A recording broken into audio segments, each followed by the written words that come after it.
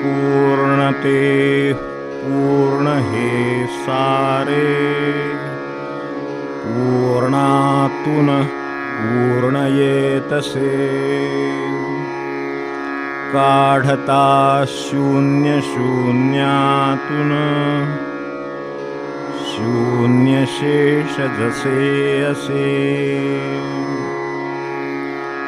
ओम शांति शांति शांति।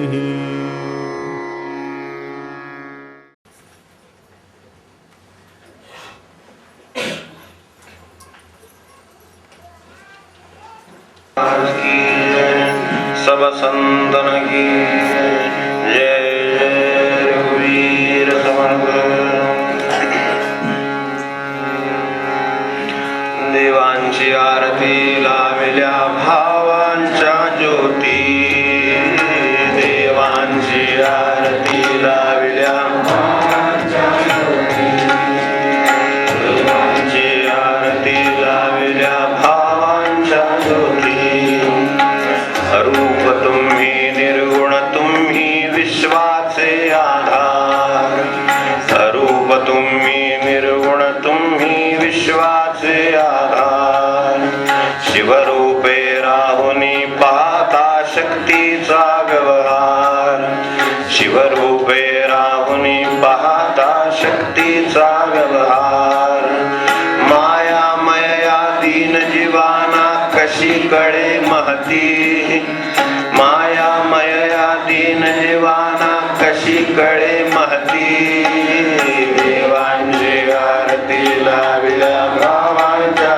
ज्योती देवांची आरती लाविल्या भावांच्या ज्योती म्हणून बनवून मूर्ती आम्ही आवाहन केले म्हणून बनवून मूर्ती आम्ही आवाहन केले विविध रूपाने तुम्ही येऊन घर पावन केले विविध रूपाने तुम्ही येऊन घर पावन केले कर्तव्यात सदा घर राहो मन चरणावरती कर्तव्यात सदा घर राहो मन चरणावरती देवांची आरती लाविल्या भावांच्या ज्योती देवांची आरती लाविल्या भावांच्या ज्योती देवांची आरती लाविल्या भावांच्या ज्योती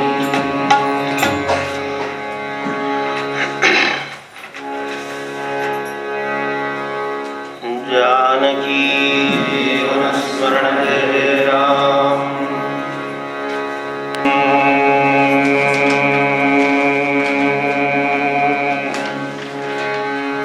पूर्णमदः पूर्णमिदं पूर्णात् पूर्णमुदच्यते पूर्णस्य पूर्णमादाय पूर्णमेवावशिष्यते ॐ शान्ति शान्ति शान्तिः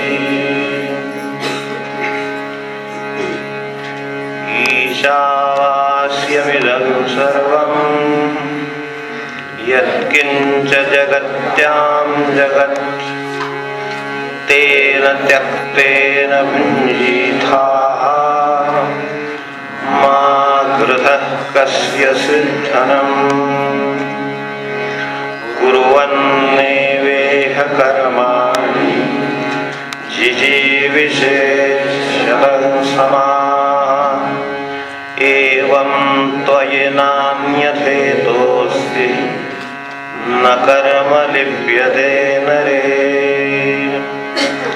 असुर्यानाम ते लोका अन्धेन तमसा वृथाः तांस्ते प्रेत्याभिगच्छन्ति ये के चात्महनो जनाः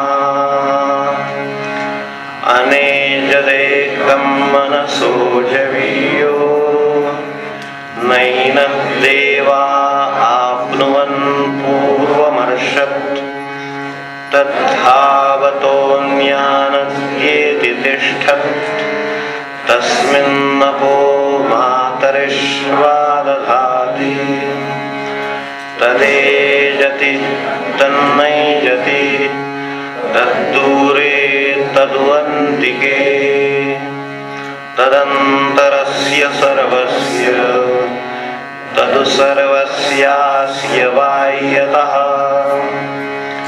यस्तु सर्वाणि भूतानि आत्मन्येवानुपश्यति सर्वभूतेषु चात्मानं ततो न विजुगुप्सते यस्मिन् सर्वाणि भूतानि आत्मैवाभूद्विजानथा तत्र को मोहः कः शोकः एकत्वमनुपश्यतः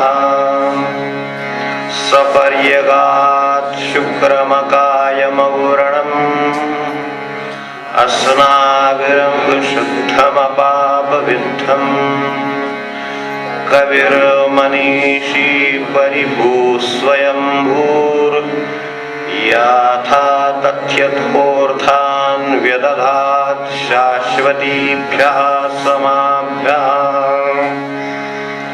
अन्नं तमः प्रविशन्ति ये अविद्यामुपासते ततो भूय इव ते तमो यौ विद्यायां रताः अन्यदेवाहुर्विद्यया अन्यदाहुरविद्यया इति शुश्रुमधीराणां येनस्तद्विचचक्षिरे विद्यां चाविद्यां च यस्तद्वेदोपयनः सः अविद्यया मृत्युं तीर्त्वा विद्ययामृतमश्नुते अन्धं तमः प्रविशन्ति ये असम्भूतिमुपासते ततो भूय इव ते तमो यौ सम्भूत्यामृता अन्यदेवाहुः सम्भवात् अन्यदाहुरसम्भवात् इति शुश्रुमधीराणां येनस्तद्विचचक्षिरे सम्भूतिं च विनाशं च यस्तद्वेदोऽभयं सः विनाशेन मृत्युं तीर्त्वा सम्भूत्यामृतमश्नुते हिरण्मयेन पात्रेण सत्यस्यापिहितं मुखं तत्त्वं पूषन्नपावृणु सत्यधर्माय दृष्टये ॐ शान्ति शान्ति शान्ति।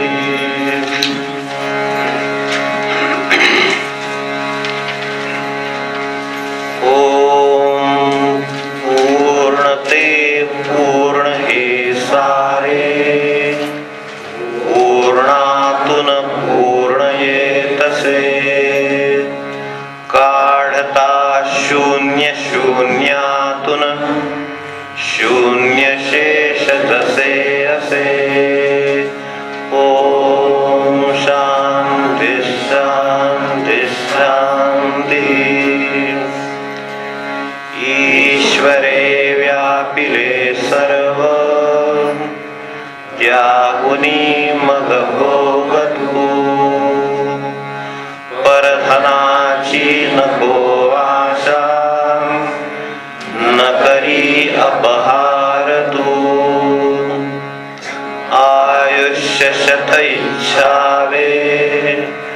परिकरमात राहुनी करमेन बांधती तुझला तुझा मार्ग न याहुनी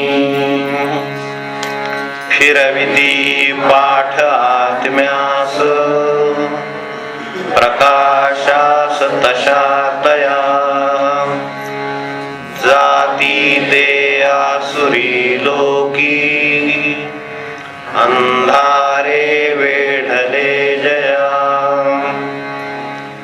मना पलीकडे वेग स्थिर परिगतिकारक प्राप्य ना इंद्रिय देवाना सृष्टीला प्राणदायक हाल चाल करी न करी राही जवळ दूरही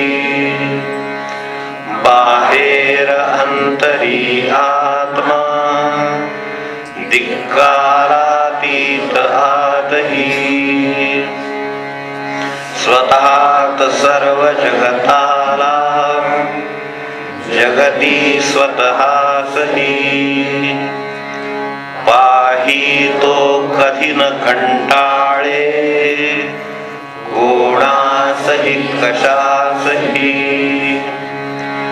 जग ज्यास आपुले झाले सर्वत्र भरून जो असे नित्य एकत्व झाल्यास मोह शोक कुठे कसे अशरीर शुद्ध निष्पाप निर्मलात्मा अलिप्तही मुक्त सार्थ शाश्वतता देतो तो व्यापकत्वही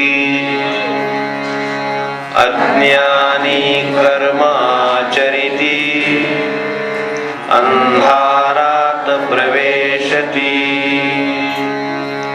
ज्ञानी जे रमती तेही अंधारीच प्रवेशती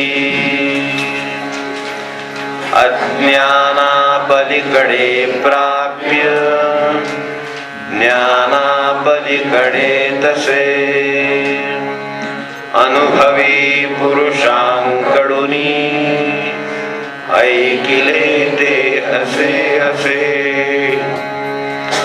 अज्ञान ज्ञान दोन्ही सह आत्मज्ञानास जाणतो अज्ञाने नाश टाळूनी ज्ञानाने मुक्त होत तो व्यक्तास उपासती जेते अंधारात प्रवेशती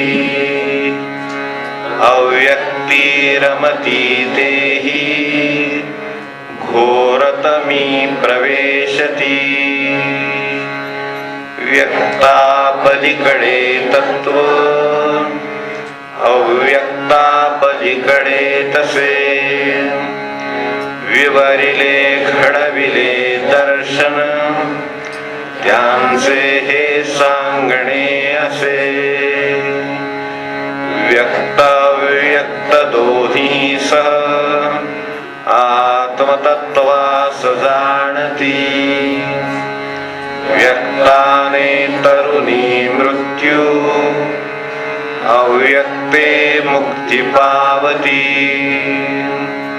सोन्याने झाकिले सत्य पात्र बाजूस ते करी दर्शना सत्य सूर्याच्या प्रभुही प्रभु तू करी ओम शांती शांती शांती.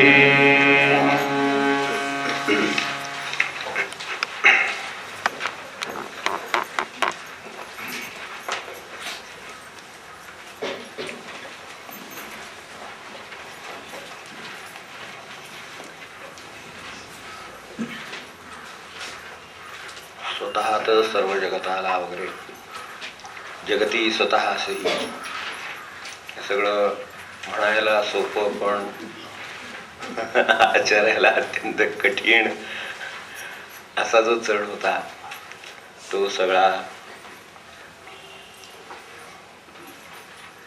परमेश्वर कृपेने, संतांच्या कृपेने,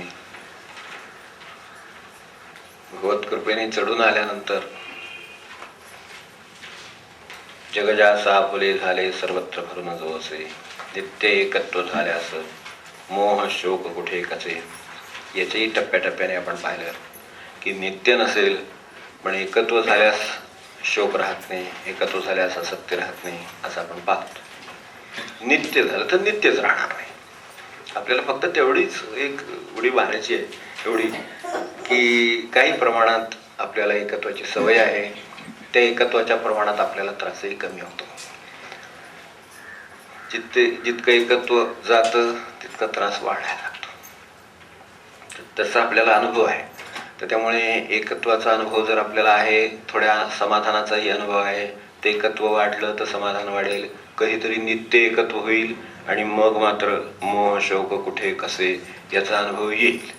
म्हणून याची सुरुवात आपल्याकडे श्रद्धात्व सौम्य अशी केली की श्रद्धा ठेवून आता पुढचा प्रवास केला पाहिजे. तर हा प्रवास केला तर मात्र आपण जसं तो चढून आल्यानंतर आपण म्हणलं काल की डोंगराच्या माथ्यावर शांत गार वाऱ्यात जसा मनुष्य थकून आलेला असतो पण सर्व क्षीण त्याचा नाहीसा होतो, अशी जी स्थिती आहे ती अशरीर शुद्ध निष्पाप निर्मलात्मा लिप्तही मुक्त सार्थ शाश्वतता. तो व्यापकत्व कसं देतो, तो शरीर कशा अवस्थेत असतो हे आपण सगळं पाहिलं.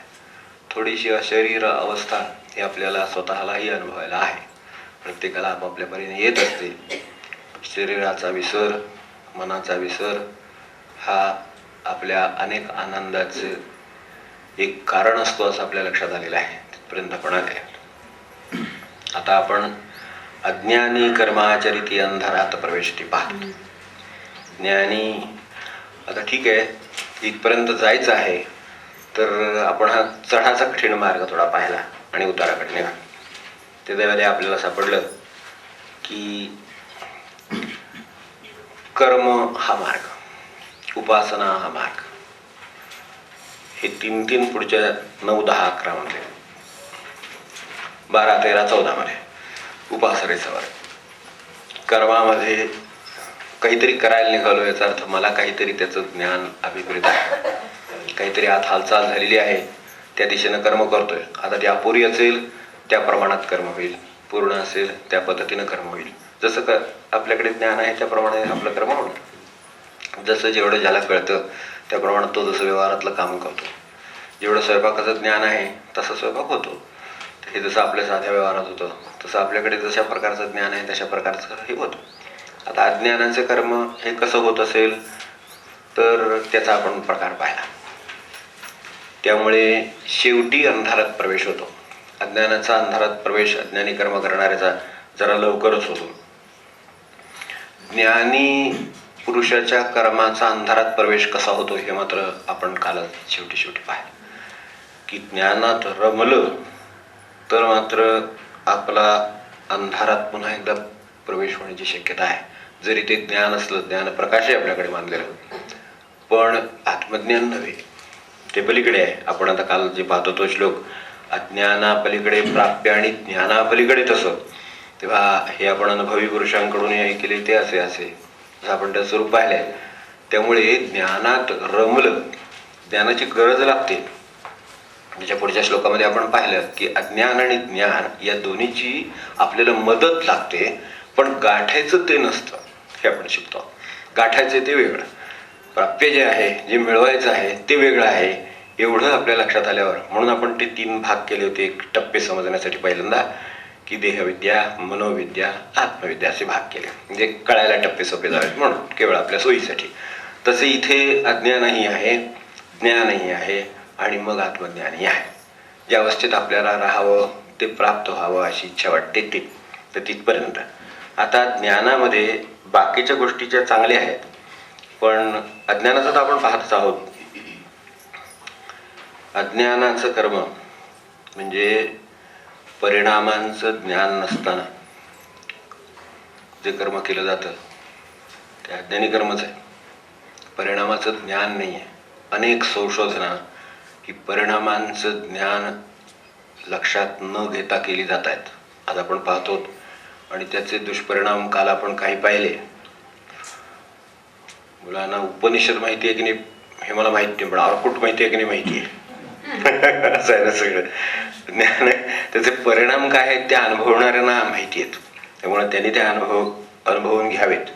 तर त्याप्रमाणे आपण परिणामांच्या दृष्टीने विचार न करता आज असा विचार चाललेला आहे की त्या स्त्रीच्याच त्या हाडातल्या पेशीपासून एखादं मनुष्याची उत्पत्ती करता येईल. काही संशोधन चालू आहे, खूप प्रकारचे संशोधन झाले. DNA झाला, अमकं झालं, तमकं झालं.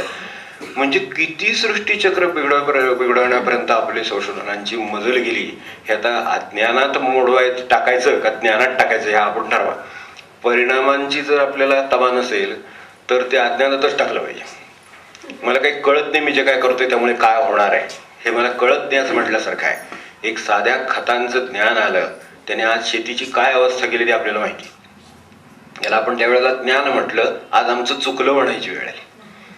आता उलटीकडे परत पुन्हा एकदा पालापाचोळा करूया, डम करूया, पुन्हा एकदा ते शेणं करूया अशी वेळ आली. तर ही आता कसं हे ज्ञान आणि अज्ञानाचं एकमेकांच्या बॉर्डर्स किती जवळ आहेत, एकमेकांचे किती जवळ आहे ते आपल्या लक्षात येईल. तेव्हा त्यावेळेला अंधार निर्माण होतोय आपण आता पाहिलं. अनेक शेतकऱ्यांच्या जीवनामध्ये यामधून कसा अंधार निर्माण झाला ते आपल्या लक्षात आता जे त्या क्षेत्राशी परिचित असतील त्यांना आला असेल, त्यांना माहिती असेल की आता काय तिथे पेरावा हा प्रश्न आहे. क्षार झाली जमीन की नाही. उत्पन्न किती पट झालं आपल्याला कल्पना येत नाही एवढे पट झालं. मी ज्या खेड्यामध्ये राहत होतो ते मी पाहिलं. जी माणसं सकाळी उठून 7-8 वाजता निहारीचे करून ते त्या नांगर घेऊन तिकडं जात होती बैल घेऊन बरोबर, ती माणसं पारावर गप्पा मारीत बसे दिवसभर. तंबाखू त्या अमकं तमकं म्हणजे ह्या आणि गोष्टी त्यांनी आणल्या त्या वेगळ्याच परत. कारण का तर बिलं खात्यावरच जमा झाली.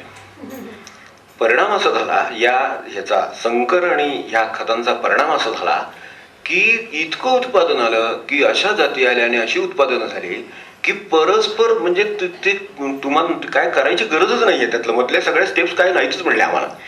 4 महिन्यांनी जेव्हा केव्हा ऑक्टोबर केव्हा काय नोव्हेंबर वगैरे वगैरे ठरलेले आपल्याला माहिती आहे. तर त्या वेळेला खुडवा लढवा सगळी तिकडं परस्पर तिकडं जमा होत आहेत आणि आता काय फक्त उडवायचे अशी अवस्था निर्माण झाली. त्यांनी त्या पिढीचं काय नुकसान झालं याची काही कुटुंब समोर आहेत शेतकऱ्यांची की त्यांचं नुकसान काय झालं. कारण हे अचाट शिरलं एकदम काहीतरी. ह्याला आता त्या ज्ञानात तुम्ही धरा का ज्ञानात धरा तुम्ही तुमच्यावर सोडतो वाटलं तर, ज्याच्यात परिणामाची ही नाही काळजी नाही किंवा ज्यामध्ये अत्यंत तात्कालिक फायदा पाहिला गेला, तात्कालिक श्रीमंती पाहिली गेली. ही तात्कालिक श्रीमंती होती. तिने निसर्गाचा तोल तर बिघडवलाच आणि दुसऱ्या बाजूनी त्या माणसाचा तोल सुद्धा बिघडवला. आपल्याला थोडं हे समजून घेताना थोडं सावधपणाने अशासाठी समजून घ्यायला लागेल की आर्थिक स्वावलंबन वेगळं आणि बेसावत श्रीमंती वेगळी. आपल्याला सोयीसाठी आपण विचार करू ह्याच्यावर की आर्थिक स्वावलंबन हे कोणालाही कोणत्याही माणसाने मिळवावंच अशी गोष्ट आहे आर्थिक स्वावलंबन. कारण त्याच्याशिवाय बाकी सगळं चालणार नाही. प्रपंच आहे ना त्याच्या सहाय्याने आपण हे सगळं करतोय ना. जसं शरीराचं स्वावलंबन आहे ते आपल्याला गरजेचं आहे की माझी जी कामं आहेत जी माझी कर्तव्य आहेत ती मला पार पाडता यावी म्हणून मला स्वावलंबनाची गरज आहे. तशी मला या आर्थिक स्वावलंबनाची पण गरज आहे. त्याच्याशिवाय माझं प्रपंच नाही व्यवस्थित चालणार. आणि अधीनास्याम ते शरदशतम तेव्हा सांगितलं होतं तसं की शरदशतम आयुष्य शत इच्छावे परी कर्मात राहून. कर्मात कसं राहणार शरीर व्यवस्थित असेल तर आणि वित्ताची किंवा धनाची तेवढी साथ असेल तर.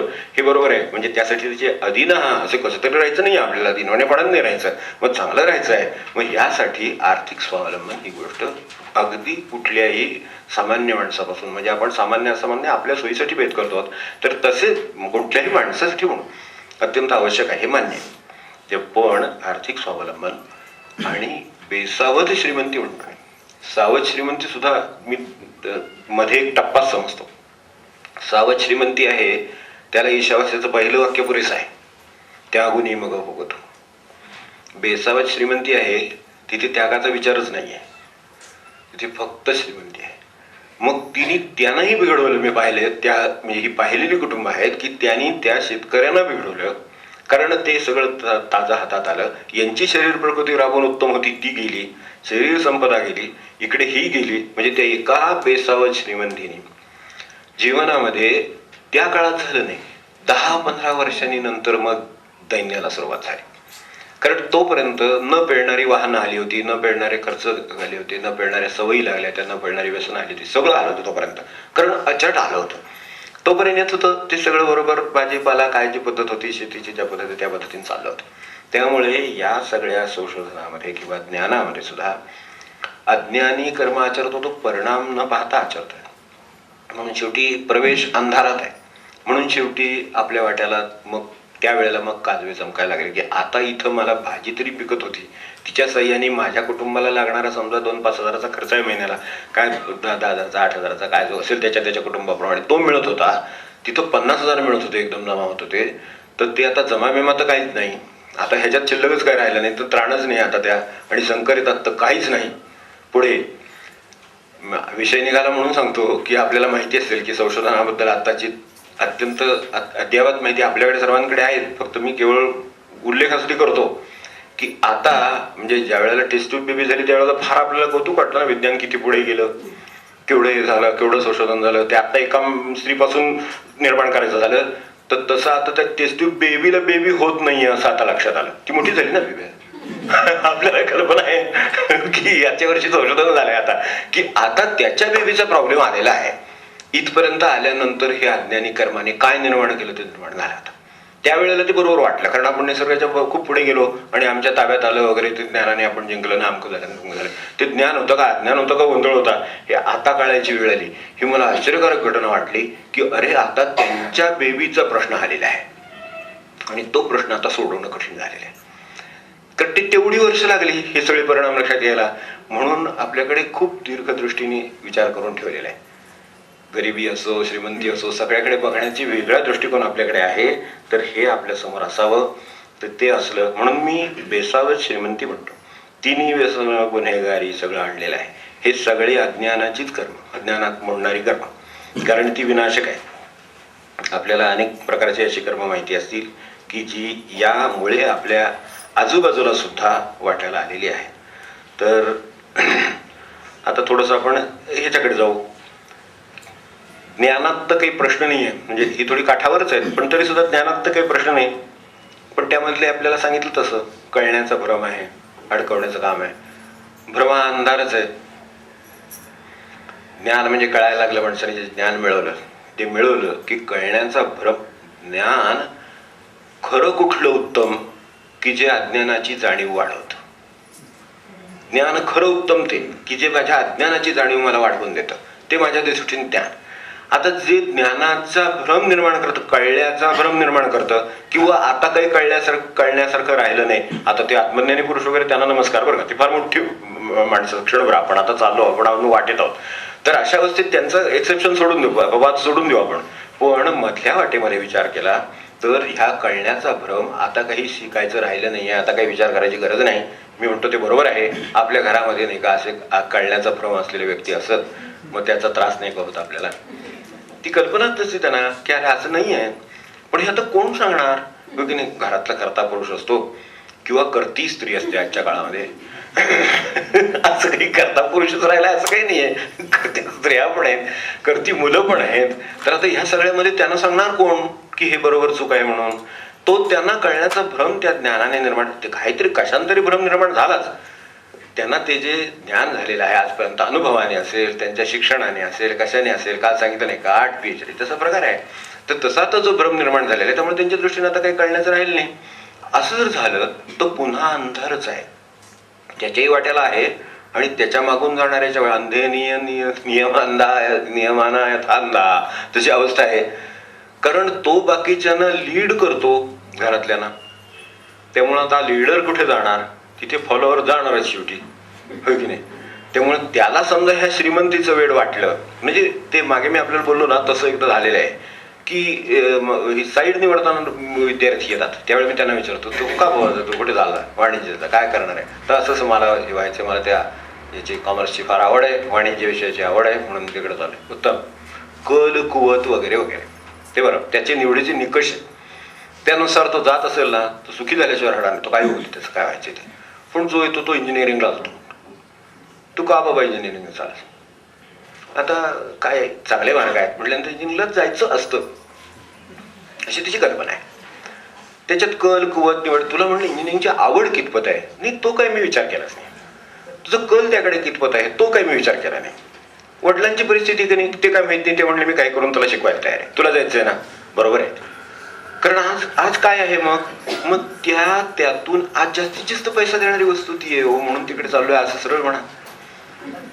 खरं आहे की नाही मला सांगा अगदी साधं शुद्ध उत्तर खरं हे आहे की जास्तीत जास्त पैसा देणारी वस्तू आहे म्हणून मी तिकडे चाललोय आता जास्तीत जास्त पैशाने का होतं ते आधीच बघितले म्हणूनच उलट झाले ते आत्ता आपल्याला अगदी लेटेस्ट रिपोर्टिंग असेल की बेंगलोरच्या केसेसमध्ये डायव्हर्सच्या केसेस फाईल झालेल्या आहेत त्याच्यामध्ये IT आणि BPOच्या सेक्टरच्या केसेस 50% मोर दॅन 50% आहेत आपण वाचन करताच आपल्याला माहिती असेल का तर तेही आर्थिकदृष्ट्या स्वतंत्र आहेत बिघारायची गरजच नाही कोणाला काही मी किती शब्द वापरतो आपण होय की नाही बेसावतच शब्द आहे पण तरी सुद्धा गरजच नाही काही जुळून घेण्याची आवश्यकताच नाही मला काही पण इतकं मिळवतोय म्हणजे हे एक टोक झालं आणि दुसऱ्या बाजूने आता वेगळ्या कारणासाठी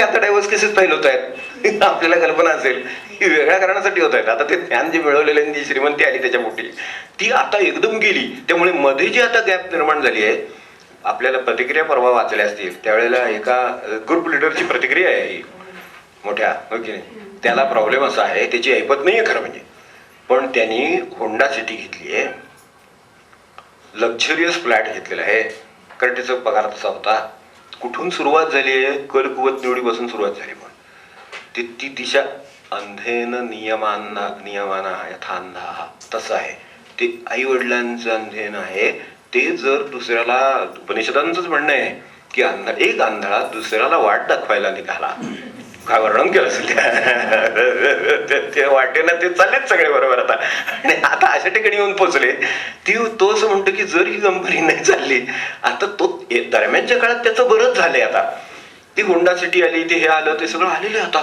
आणि त्याच्या बरोबरीने इकडं लाखो रुपयाचे 35-35 लाख रुपयाचे फ्लॅट हाव ते करून सगळं करून ठेवले आम्ही सगळीकडे पोस्ट डेटेड चेक देऊन ठेवले तो त्याच्या शेती देत नाहीत EMI देऊन ठेवलेत आता त्या EMI संस्कृतीत सापडलेलो आहे परिस्थिती तर नाहीये आता हे तर अचानक खालीवर जग झालेलं आहे आता अशा अवस्थेत समजा हे नाही झालं तर मला मंथली तो ऑनर कसा होईल असा प्रश्न पडलाय 2 वेळा फेकील नाही तर आपल्याला फेकेल म्हणजे आता ते कुठे आलं की माझी जी मी चौकट होती ती माझी सोडली जसं निसर्ग आपण मोडतो ना तसं ही पण मोडतो आपण पैशाची गरजेची म्हणून मी म्हटलं बेसावत श्रीमंती ही विनाशाला कारणीभूत होईल आर्थिक स्वावलंबन हे सुखाला कारणीभूत होईल 2 स्वच्छ स्वतंत्र गोष्टी आहेत फक्त ह्यात काहीतरी गोंधळ निर्माण होतो एवढं खरं बघताना कारण बघणाऱ्यांना आंधळेपणे म्हणून आयु वेळ येते म्हणून आपण जरा विचार करून याकडे पाहिले तरी चालेल की एक भ्रमाचं सांगितलं अहमभावाचं सांगितलं नंतर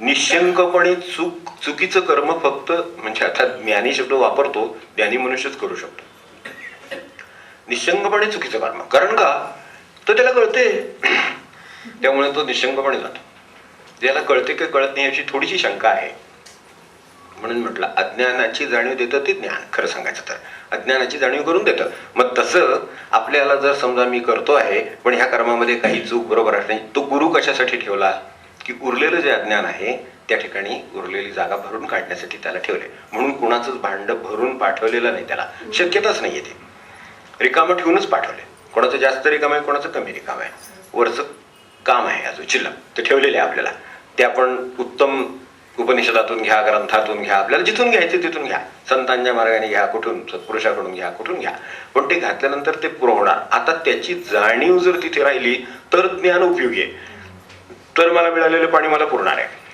नाहीतर ते घोटाळ्यात आणणार कारण ते संपणार तसं इकडे हे जे आहे की निशंकपणे तो का करतो तर त्याला शंकाच नाही कळते की नाही सामान्य माणसाला कसं भाऊ माझं चूक आहे का बरोबर आहे मोठ्या माणसाला विचारतो भाऊ असं करायचं ठरवलं काय करू ते म्हणतात तू जरी ठरवलं असलंस जरी चांगलं असलं तरी सुद्धा तू असं कर, एक 6 महिने थांब, 6 महिन्यांनी ही गोष्ट करूया आपण. वस्तू घ्यायची साधी घरातली समजा एखादी. तर ती माणसं म्हणतात असं करूया आपण, एक 6 महिन्यांनी घेऊ, अजून आपली एवढी परिस्थिती नाही, एवढी आपल्याला गरज पण नाही, तर आपण एक 6 महिन्यांनी घेऊया, वर्षाने घेऊया. त्यांच्याकडे अनुभवी पुरुषांकडून ऐकिले असे, असं जे म्हटलंय ते त्यावेळेसाठी अनुभवी पुरुष आहेत. इथे अनुभवी पुरुष फारच उच्च दर्जाचे अनुभवी आहेत, ते ज्यांच्याशी आत्ता आपण काही हे वाचलं ते. पण हे जे आहेत ते अनुभवी आहेत. ते म्हणतात की हे वर्षभराने, 2 वर्षांनी, 4 वर्षांनी असं आपण करू. ज्ञानामध्ये हे जे अज्ञानाची हे घालवण्याचं सामर्थ्य आहे, आपल्याला अज्ञान नाही किंवा शंकाच नाही असं जे करण्याचं सामर्थ्य आहे ते काहीतरी विलक्षण आहे. त्याच्याबद्दल सावध राहिलेलं बरं. त्यामुळे निशंकपणे चुकीची कर्म आपण करणार नाही. मार्गदर्शनाचं कालच आपल्याला सांगितलं. आणि शेवटचं रमणं जे संबंध आहे तो रमण्याशी, ज्ञानी जे रमती तेही, हे पुस्तक वाचलं, ते वाचलं, ते वाचलं, ते वाचलं. त्याच्यानंतर ते काल सांगितलं तसं 8 PhD झाल्या, तसं तिथपर्यंत आलेलं आहे. असं जर झालं तर काय होईल? भाऊसाहेब महाराज, आपल्याला कल्पना आहे, भाऊसाहेब महाराज नेमाला बसायचे. यांची गेली 12 सालची गोष्ट आहे. भाऊसाहेब महाराज जेव्हा नेमाला बसायचे तेव्हा त्यांच्या शेजारी आपल्याला माहिती आहे गुरुदेव नेमाला बसायला बसायचे. नेमाला किंवा वाचनाला त्यांना आवड होती जास्त, कारण ते अकॅडमिक नेचरचे मुळामध्ये, त्यामुळे त्यांना ती आवड होती, स्वाभाविक आहे. तर ते असल्यामुळे गुरु फार वेळेत दुरुस्त करतात गोष्टी, असणं चांगलं या अर्थाने की त्यामुळे ते शेजारच्या खोलीत बसायचे. हे नेमातून उठून जाता येताना कानावर पडायचं. तेव्हा ह्यांचं आपलं चालू असे वाचन. तर त्यावेळेला ज्ञानेश्वरी वाचत होते.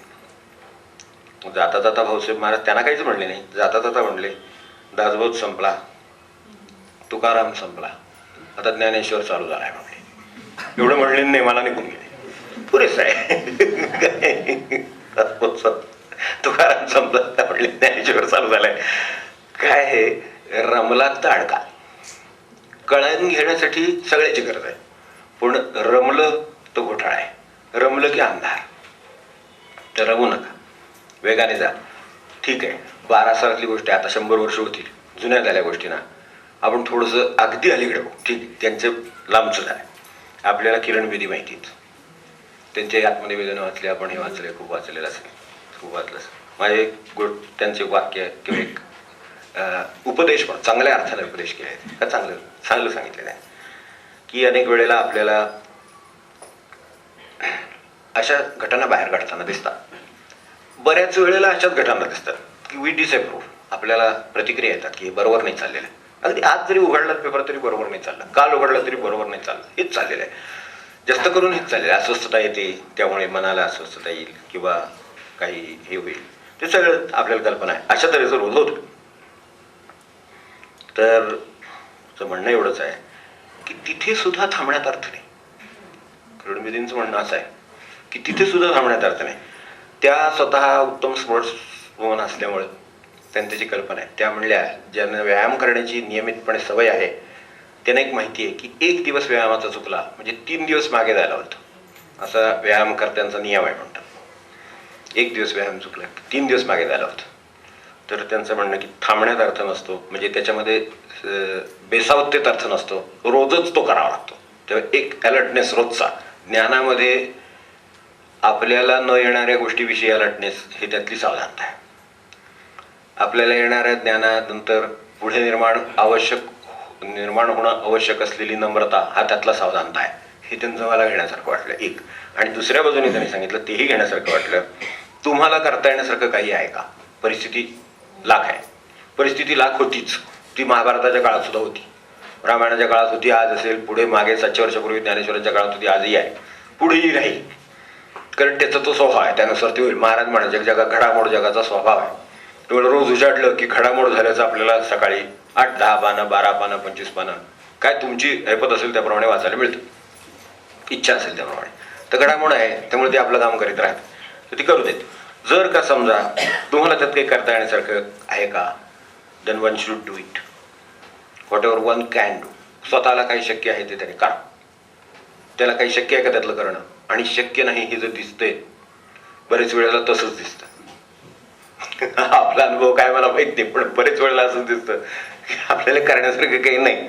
जर करण्यासारखं असेल तर करा, नसेल तर गॉन, थांबू नका तिथं. तर दिवस घालवेल तुमचा. हे सगळं जे ज्ञान आत्ता मला बाहेरच्या व्यवहाराचं मिळालं, एक समजा एक साधं वृत्तपत्र वाचलं सकाळी उठून आणि त्यामध्ये मला सगळे व्यवहारांचं ज्ञान मिळालं. आता आज सकाळी उठल्यावर आपल्याला एकदम एकदम व्यवहारांचं ज्ञान मिळालं. काल वेगळ्या, परवा वेगळ्या, तेरवा वेगळ्या, चालूच आहे. यामध्ये ह्या ज्ञानाने मला काय होणार? मला काही होणार नाही. मी त्यात जर त्यांनी जर हे राहिलो, रमत राहिलो, त्यात रमलो तर माझा प्रवास थांबेल. करण्याची शक्यता असेल काही, do it what ever you can. नसेल तर गो बियॉन्ड. ते कृष्णमूर्ती यांनी निसर्गदत्ताने म्हटल्यासारखं झालं, गो बियॉन्ड, जा पुढे, थांबू नका. ज्ञानात रमलात कुठल्याही प्रकारच्या, हे तर साधं माहितीपर ज्ञान आहे. हे ज्ञान म्हणतात ते तर आणखीनच मोठं आहे. त्यात सुद्धा रमलं तर मग अंत नाही. किती वाचाल, काय काय वाचाल, काय काय कराल, जगातली पुस्तकं नाही वाचून संपणार. आपण विश्वकोश तेवढ्यासाठी मध्ये मध्ये उघडतो, म्हणजे मी तरी उघडतो आणि पाहतो की जगाची ज्ञानाची व्याप्ती किती आहे. कुठलाही एखादा समजा विषय घेतला, कुठलाही उघडलं की लक्षात येतं, अरे हा विषय आपल्याला माहित नाही. काय? शरीर विज्ञान, जैवविज्ञान, अमकं तंत्रज्ञान, तमकं हे, ते कुंभारांची मातीची काय निघालं की इतिहासच सगळा निघतो त्याचा. आणि चांगलं 50 पानं आपल्याला एवढा त्याचं हे मिळतं माहिती की नाही. म्हणजे याचा अर्थ ह्या ज्ञानाला काही अर्थ नाही, ह्याच्यात रमण्यातही अर्थ नाही. आपल्या अज्ञानाची जाणीव होण्यासाठी विश्वकोश म्हणून पाहत असावे असं आपलं मला वाटतं स्वतःला. तर तेवढंच त्यात रमलो, तो वाचून तर संपणार नाहीच आहे, आयुष्य मात्र संपण्याची शक्यता आहे. म्हणून वेळीच त्याचं मूल्य ओळखलं. अज्ञानाचे धोके पण ओळखले, ज्ञानाचे धोके पण ओळखले. कदाचित गोडी लागली तर एन्सायक्लोपीडिया आयुष्यभर वाचत बसावं लागेल, विश्वकोश आयुष्यभर वाचत बसावं लागेल अशी शक्यता आहे. त्यामुळे ते नाही करणार. एक ग्रंथ पुरतो म्हणून महाराज म्हणायचे, कुठले एक ग्रंथ घ्यावा तेवढा पुरतो. तर तसं आपल्याला पुरू शकेल नाही एवढं. एक दुसरं, याच बुद्धीच्या साह्याने अनेक गोष्टी निर्माण केल्या. आपण काय केलं? राजेशाही निर्माण केली, व्यवस्था निर्माण केल्या. वेळ बुद्धीचं काम आहे. बुद्धी, आता बुद्धीबद्दल विषय निघाला म्हणून एक आपलं मत सांगून ठेवतो. बुद्धी जितकी प्रखर असते ना, तितकी साधक म्हणून पात्रता कमी असते असं निसर्गदत्तांचं म्हणणं आहे. लक्षात ठेवायला हरकत नाही. बुद्धी जितकी प्रखर तितकी साधक म्हणून पात्रता कमी असते. असू द्या, जे बुद्धिमान आहेत त्यांचा विचार करूया सध्या. तर त्यांनी काय केलं? वेगवेगळ्या व्यवस्था निर्माण करायचा प्रयत्न केला. खूप प्रकारच्या व्यवस्था निर्माण झाल्या. राजेशाही झाली, काय झालं आपल्याला माहिती आहे. लोकशाही झाली, काय झालं आपल्याला माहिती आहे. बघतोच होता आपण, मुलगा प्रणव. तर काय झालं? या सगळ्या व्यवस्था निर्माण करण्याचा प्रयत्न झाला. मग भांडवलशाही झाली, नोकरशाही झाली, सगळं झालं. जाता जाता उदाहरण म्हणून आपण विचार करा क्षणभर की ह्या नोकरशाही उदाहरण असं निर्माण झाले, लोकशाहीमध्ये प्रतिनिधी निर्माण झाले. आपल्याला काय त्या बाकीच्या विषयाशी संबंध नाही. बुद्धीनं निर्माण केलेल्या गोष्टीने शेवटी काय आहे? तर शेवटी कुठे अंधार आहे? ज्या वेळेला भारताचं आपल्या न्यायव्यवस्थेत सर्वात शेवटी कुठे जाणार? सर्वात शेवटी जाणार आपण सर्वोच्च न्यायालयाकडे, हो की नाही? जास्तीत जास्त आपल्याकडून, म्हणजे आपलं नाहीच, आपण कायचं जातो. हा इथला खर्च आपल्याला पेलत नाही, इथं गेलं तर कोर्ट, बाहेर चक्कर मारतो, म्हणतो नाही मिळालं तरी चालेल, घरी जातो, अशी अवस्था आहे, हो की नाही? आपल्या चहा पाजून सुद्धा वकिलांना परवडत नाही, अशी आपल्या अवस्था. ज्यांची असते ते जातात पुढे पुढे पुढे. तर तिथे गेले तर ते शेवटी ते सुप्रीम कोर्टचं बेंच काय म्हणतं? We are helpless. त्यांची वाक्य आहेत, वी आर हेल्पलेस. केस काय आहे त्यांच्यासमोर?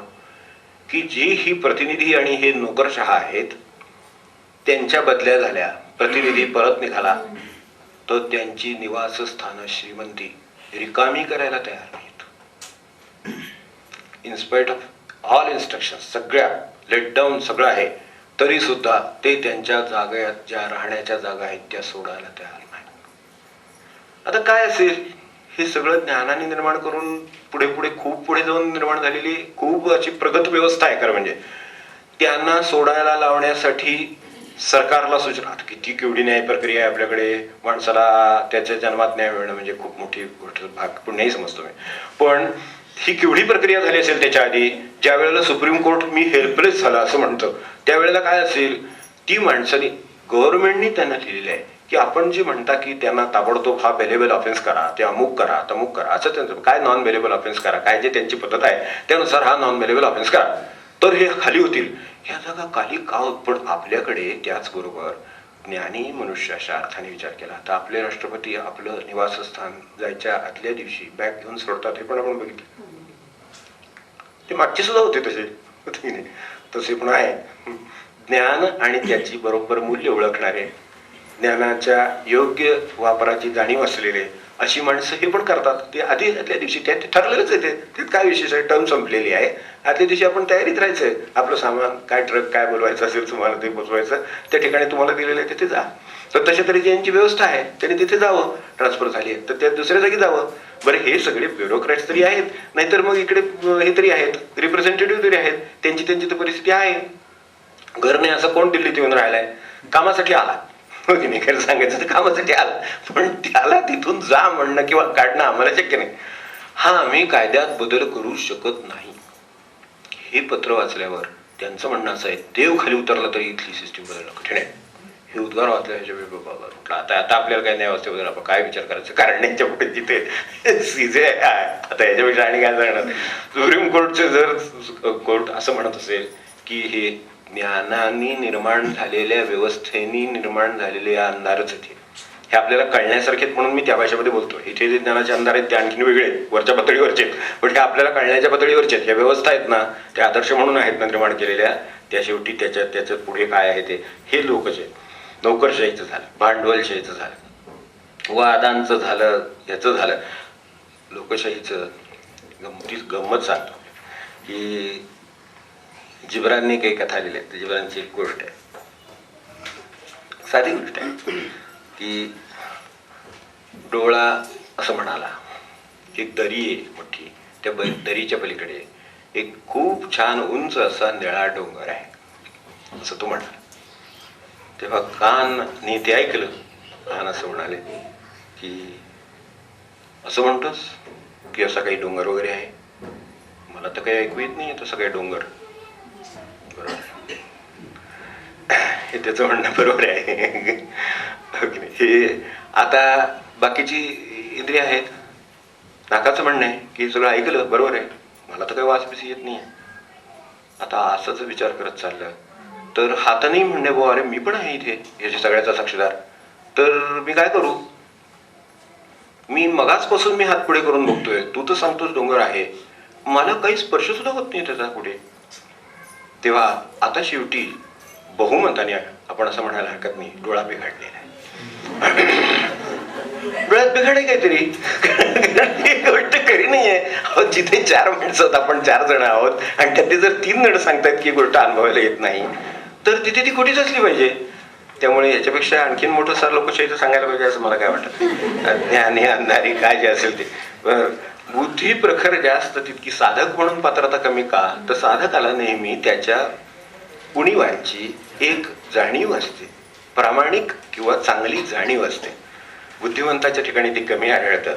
त्यांना तसं विचारलं होतं की असं तुम्ही का म्हणता, तर ते म्हणतात बोलतात खूप, चर्चा करतात खूप, त्यांना शंका जास्त खूप असतात, पण प्रवास मात्र करीत नाही.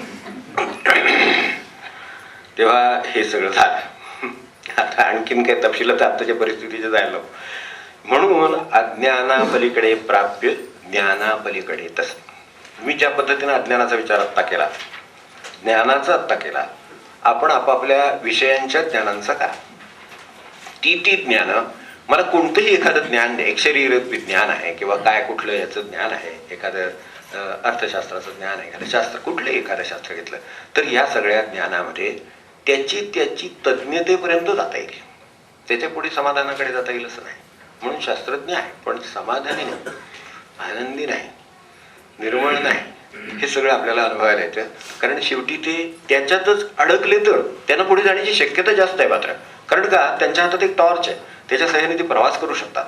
ज्ञानींची मदत मोठी आहे, अज्ञानाची आहेच आहे, पण ज्ञानाची पण आहे. अज्ञानाची मदत आहे असं म्हणणारा हाच ग्रंथ आहे, पण तरी सुद्धा अज्ञानाची मदत आहेच आहे. अज्ञानाची इथे असं म्हणलंय, ज्ञानापलीकडे आहे, अज्ञानापलीकडे आहे असं सांगितलंय.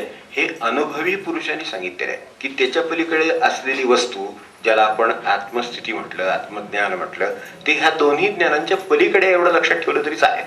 अडाणी असणं पण बरं, तेवढं पुरणार नाही, आणि ज्ञानी असणं पण बरं, पण तेवढं पुरणार नाही. एवढं जरी लक्षात ठेवलं तरी आणखीन काहीतरी असणं आवश्यक आहे, एवढं लक्षात येईल. कारण हे अनुभवी पुरुषांकडून, आपल्याला तसंच म्हणणं आहे उलट की अनुभवी पुरुषाकडून त्यातल्या त्यात मध्यम मार्ग येतो.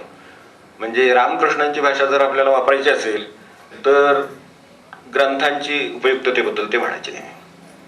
वाचणं चांगलं, ग्रंथ ऐकणं म्हणजे त्यांनी काशीचं उदाहरण दिले. आपल्याला माहिती असेल रामकृष्णांनी काशीचं उदाहरण दिले. तर काशीच्या वर्णनाचा ग्रंथ आहे, वाचणं उत्तम. त्यातल्या त्यात आदर्श त्यावेळेचं हे आहे, स्थान आहे. म्हणून तर धर्मप्राप्ती किंवा काय आपल्या आनंदप्राप्तीसाठी काशी वर्णन, काशी महात्म्य सगळा ग्रंथ वाचायला हरकत नाही, अवश्य चांगली गोष्ट आहे. काशीला जर जाऊन एखादा आला असेल तर त्याच्या तोंडून ऐकणं अधिक चांगलं, ते बरोबरच आहे. आणि त्यापेक्षा काशीला जाऊन येणं सर्वात चांगलं. तर हे खरं, ते ह्या टप्प्याने ह्या सगळ्यांचं काम आहे. तेव्हा त्याच्यातलं अज्ञानापलीकडे काहीच माहीत नाही, त्याच्यापेक्षा पलीकडे आहेच आहे. काय जे माहिती आहे त्याच्या पलीकडे आहे, त्याच्या पलीकडे कोणाकडे आहे? अनुभवी पुरुषांकडे आहे. आता त्याच्या पलीकडे काय आहे? त्याच्या पलीकडे अनुभवच आहे. कारण आता प्रत्यक्ष जाऊनच यायला पाहिजे. तो जाऊन आला हे बरोबर आहे, पण मला त्याचं प्रत्यक्ष ज्ञान नाही. प्रत्यक्ष ज्ञान म्हणण्यापेक्षा प्रत्यक्ष अनुभव नाही, तो त्याचा अनुभव आहे. शेवटी तो मला ठरायचा असेल तर मला तिथपर्यंत जायला पाहिजे. म्हणून अनुभवी पुरुषांकडून ऐकले ते असे असे असं म्हणणारे आणखीन थोर आहेत, यात शंकाच नाही. त्यांनी ते सांगितलं की आत्मज्ञानाच्या बाबतीत ही दोन्ही ज्ञान आहेत. उदाहरणार्थ अज्ञानाचा, आता इथे पुढचं लगेच त्याच्याबरोबर बघू. अज्ञान ज्ञान दोन्हींसह आत्मज्ञानाचं जाणतो. आत्मज्ञानाचं जाणतो ह्याचाच अर्थ असा की अज्ञानाची मर्यादा ओळखतो, अज्ञानाचा उपयोगही ओळखतो. मला सांगा, काही वेळेला आपण सकाळी वृत्तपत्र वाचलं तर हे जे ज्ञान मला झालं त्याचा जपाला बसल्यानंतर एकाग्रतेला छान उपयोग होतो असं आपल्याला वाटतं. आणखीन वगैरे किंवा अस्वस्थ व्हायला काही काय कारण होतं असं आपल्याला वाटतं. आपला अनुभव काय बघा, माझा अनुभव असा आहे की वाचलं की अस्वस्थता येते सगळी आणि त्यामुळे आहे तो जेव्हा आपला जायचा होतो अशी अवस्था येते. त्याऐवजी ते जर अज्ञान असतं मला तर बरं झालं असतं. हा ज्ञानाचा उपयोग एका बाजूने साध्या पातळीवर काढण्यासारखा, की मला हे माहीत नसतं तर बरं झालं असतं. असे कितीतरी विषय आहेत जे मला माहीत नसले तर बरं झालं असतं, माझ्या चित्तावर भार राहिला नसतं. ज्ञानाने चित्त भाराक्रांत होतं, अज्ञानाने भारमुक्त होतं. कारण का? ज्ञान जो भार निर्माण करतो तो अज्ञान निर्माणच काही करीत नाही, त्यामुळे प्रटच येत नाही. त्यामुळे माहिती नव्हती ते बरं झालं असं काही वेळेला होतं.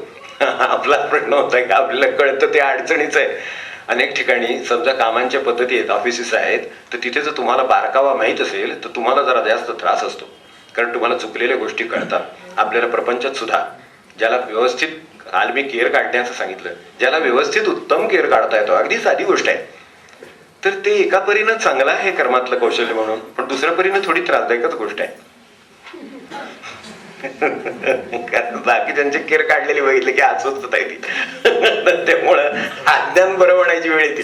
याचा अर्थ काम शिकून याची शिफारस नाही, पण एक नक्की की अज्ञानाचा पण काही उपयोग आहे एवढं नक्की. ज्यांना स्वयंपाक चांगला येतो अशी कल्पना करा, एखादा पुरुष मनुष्य आहे आणि त्याला स्वयंपाक उत्तम येतो अशी कल्पना करू, तर त्याला त्या ज्ञानाचा त्रास होतो.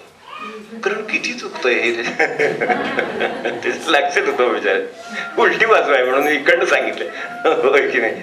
तर हे आता इकडून पण समजून घेता येईल, तसं काय नाहीच नाही.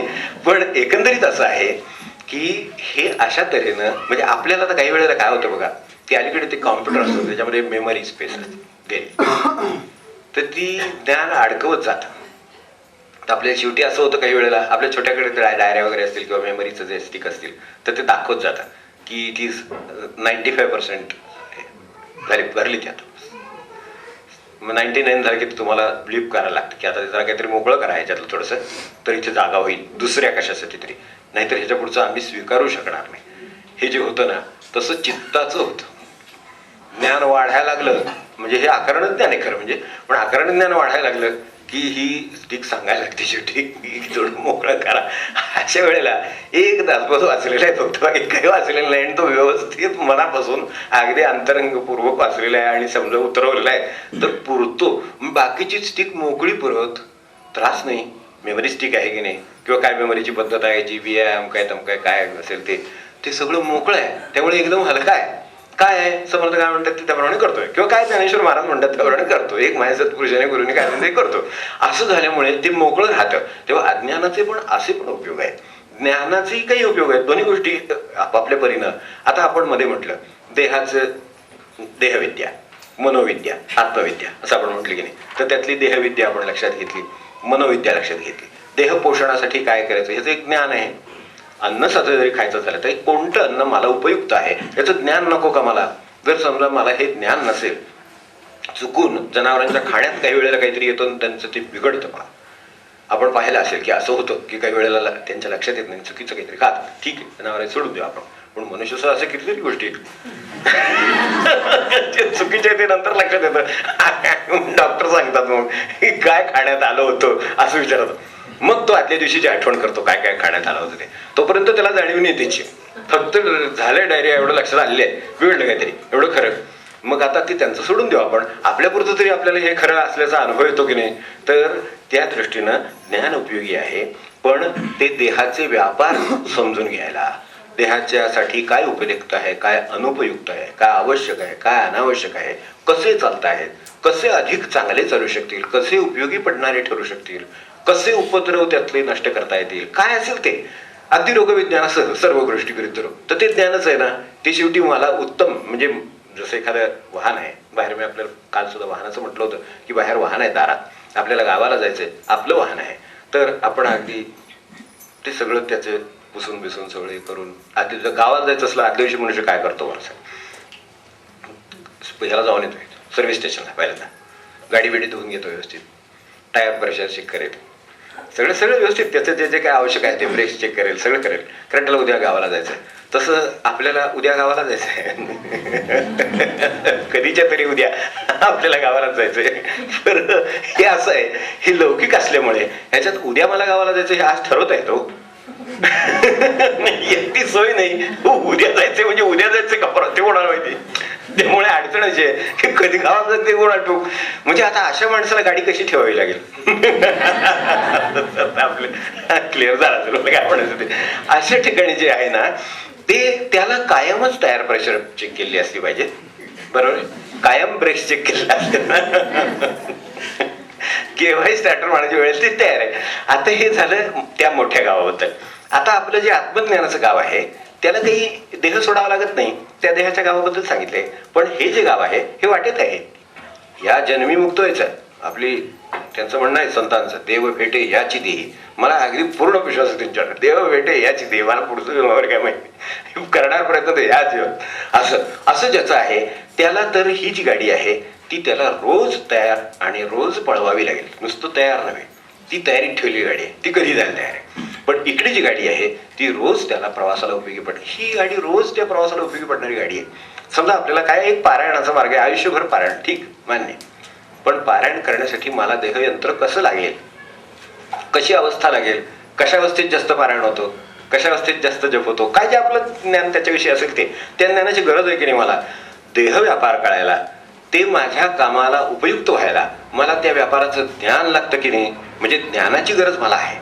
त्यामुळे ज्ञानाची जी गरज आहे ती मी ओळखली, त्यानुसारच ते वापरलं. पण त्याचे लाड करण्यात नाही गुंतलो. उगाच गाडी चांगली आहे पुढे नेते म्हणून आपण काय तिथेच थांबतो का, त्या गाडीजवळच आपलं तेव्हा रात्र तरी आपला तिथेच, किती छान आहे, किती छान आहे गाडी, हो की चांगली आहे, अगदी लेटेस्ट मॉडेल आहे, सगळं मान्य आहे. जग ह्या भारताची कुठे काय गावात कुठे कोणाकडे नाहीये अशी तुमच्याकडे आहे. पण शेवटी आपल्याला आपल्या विश्रांतीसाठी घरात येऊन काय सारे पथारे टाकून झोपलंच पाहिजे शेवटी. म्हणजे त्याचे ते पुढचं नाही, ज्ञानाची जी उपयुक्तता आहे ती लक्षात घेतली, त्याच्या साह्याने इथपर्यंत आलो, त्याचे आभार मानले आणि आपल्या विश्रांती घेतली. पुन्हा उद्या सकाळी उठून पुन्हा पारायण आहे, परत जप आहे, परत काम आहे, परत सुरुवात. तर त्यामुळे ते आपल्याला अशा पद्धतीने आपण त्याचं म्हणजे आता ज्ञान आहे की नाही आहे, वापर आहे की नाही आहे, उपयुक्तता आहे की नाही आहे, हे सर्व उपयुक्त आहे. हे फक्त देह व्यापाराचंच आहे, तेच मनोव्यापाराचं आहे. ज्या मनोव्यापारामुळे मला अडकायला होते, ज्या मनोव्यापारामुळे मला आत्मज्ञानाच्या प्राप्तीकडे जायला अडचण येते, ते मनोव्यापार समजून घेतले. कसा राग येतो, कशामुळे अडकायला येतो, अहो सारखे लागणारे ब्रेक सारखे लागणारे ब्रेक, राग आला झालं लगेच ब्रेक लागला गाडीला. आत्मज्ञानाचा प्रवास सुरू होता, पण एखादी लोभ निर्माण करणारी वस्तू पाहिली. जसं जाणाऱ्या गाडीवरनं जाणाऱ्या माणसाला जसं त्याच्या जर पोचायचं असेल विशिष्ट ठिकाणी विशिष्ट वेळेत काहीतरी त्याला पोचायचं असेल तर त्याला सुरक्षिततेच्या दृष्टीने जेवढं पाहायचं तेवढंच पाहावं लागतं. आपल्याला घोड्याला ते असं लावतात ना, ते खरोखर माणसाला सुद्धा काही बाबतीत गरज आहे असं मला वाटतं. ज्याला आत्मज्ञानाचा प्रवास लवकर उरकायचा आहे त्याला त्याची गरजच आहे. इकडे तिकडं तसं खूप आहे की तिथे जाहिरातीचा बोर्ड लागला असेल, इथे सेल लागला असेल, तिथे 5 रुपयात देतील, इथे ते 2च रुपयात देतात, त्याच्यावर आणि 5 रुपयाची वस्तू फ्री देतात. म्हणजे त्या मूळ 2 रुपयाची वस्तू काय असेल हे कळतं. तर हे सगळं जे काय आहे हे सगळ्याची मला काही आवश्यकता नाही आहे. माझं काम असं आहे की मला तिथे जायचंय आणि लवकरात लवकर जायचंय. ह्या ज्ञानासाठी सुद्धा त्याच्या मनोव्यापार काय आहे, माझा मनोव्यापार असा आहे की तो जर मला जी वस्तू मी पूर्वी 100 रुपयात घेतली आहे, कालच समजा आज मला दुःख देईल, तिथे तीच आज 90ला आहे असं कळलं तर कशाला बघा तिकडे, काय कारण नाही आपल्याला. बर एक आता बघितलं तर हे मला त्रास देणार, हे मला ते ज्यांनी 100 रुपयाच्या वस्तूच्या दुकानात पाठवलं त्यांच्या नावाने निदान मनातल्या मनात तरी का होईना आनंद व्यक्त होईल वगैरे, काय असेल ते की नाही किंवा मोठे उपकार केले त्यांनी असं वाटेल वगैरे जे काय होणार, ह्या सगळा मनोव्यापार मला कळेल, मला अडकायचं कारण नाही. ठीक आहे, माझ्या नशिबात 100 रुपयानेच ते घ्यायचं होतं म्हणून ते घेतलं गेलं. इथं आता ते 80 रुपयाला मिळते, वस्तू तीच आहे, त्याच क्वालिटीची आहे, काय ते आहे, ते सगळं आहे. पण त्यांनी मनाने मी थांबणार नाही. आत्ता मला त्यात काही करता येण्यासारखं आहे का? तो परत 100 रुपयाला ते घ्यायला तयार होईल का? तो 50ला सुद्धा घेणार नाही तुमच्याकडनं, कारण तुम्हाला साधारण ओळखलेच आहे आणि त्याची गरज पण नाही, त्याचं काम झालेलं आहे तो घेणारच नाहीये. त्यामुळे तिकडे काय विचार करायचं कारणच नाही. आता मला काही गुंतवण्याची गरज आहे का? मला त्या ज्ञानाचा जो उपयोग होता तो मी केला, मनोव्यापार कळला. आता मनोव्यापार मला माहिती आहे ना, हा मनोव्यापार मला अडकवणारा मनोव्यापार, मी जात नाही तिकडे, ही त्याची तयारी आहे. म्हणजे ज्ञानाची उपयुक्तता आहे ती. देहाच्या बाबतीत विद्या कळली, मनाच्या बाबतीत विद्या कळली, आता तिने फक्त मला आत्मज्ञानाकडे न्यावं अशी इच्छा आहे. ते कसं जायचं त्याला पण ब्रेक द्यायचं मला कोण केलेली आहे की तुम्ही ब्रेक द्या बाबा. तर आता आपल्याला अजून एक पुढे एक सेशन अजून बसायचं आहे. 1-1.25 तास आपण बसलो आहोत, अजून एक बसेल ना कालच्या सारखं, जेवढं शक्य असेल जेवढं तेवढं. आणि आता फक्त एका सेशनमध्येच आपल्याला जे नेतील असे आहे तेवढा उरलेला निम्मा भाग जो व्यक्त वगैरे जो आहे, तेवढे आज जे वाचले आपण श्लोक तेवढे आपले संपूया, थांबूया. तर बाहेरचं बघा काय परिस्थिती आहे ती. तो मनोव्यापारांना उपयोग झाला. पुढचं ठीक आहे, पुढचा व्यापार नंतर.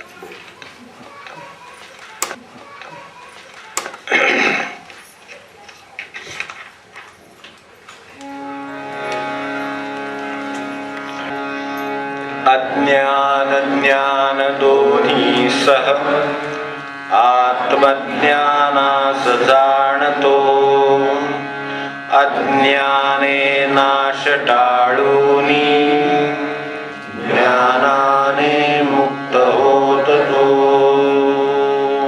शांती शांती शांती.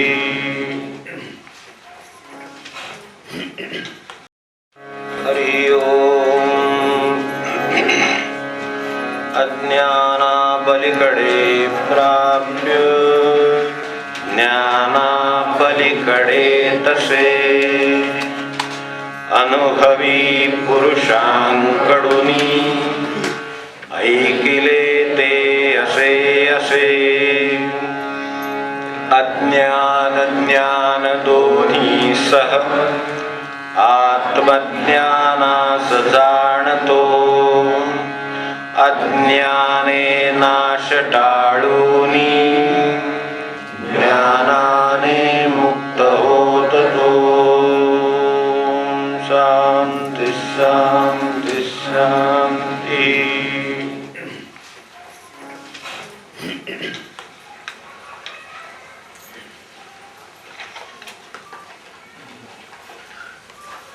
हरि ओम. अज्ञाना पलीकडे प्राप्य ज्ञाना पलीकडे तसे, अनुभवी पुरुषांकडूनी ऐकिले ते असे असे. अज्ञान ज्ञान दोन्ही सह आत्मज्ञानास जाणतो, अज्ञाने नाश टाळूनी ज्ञानाने मुक्त होत तो. शांती शांती शांती.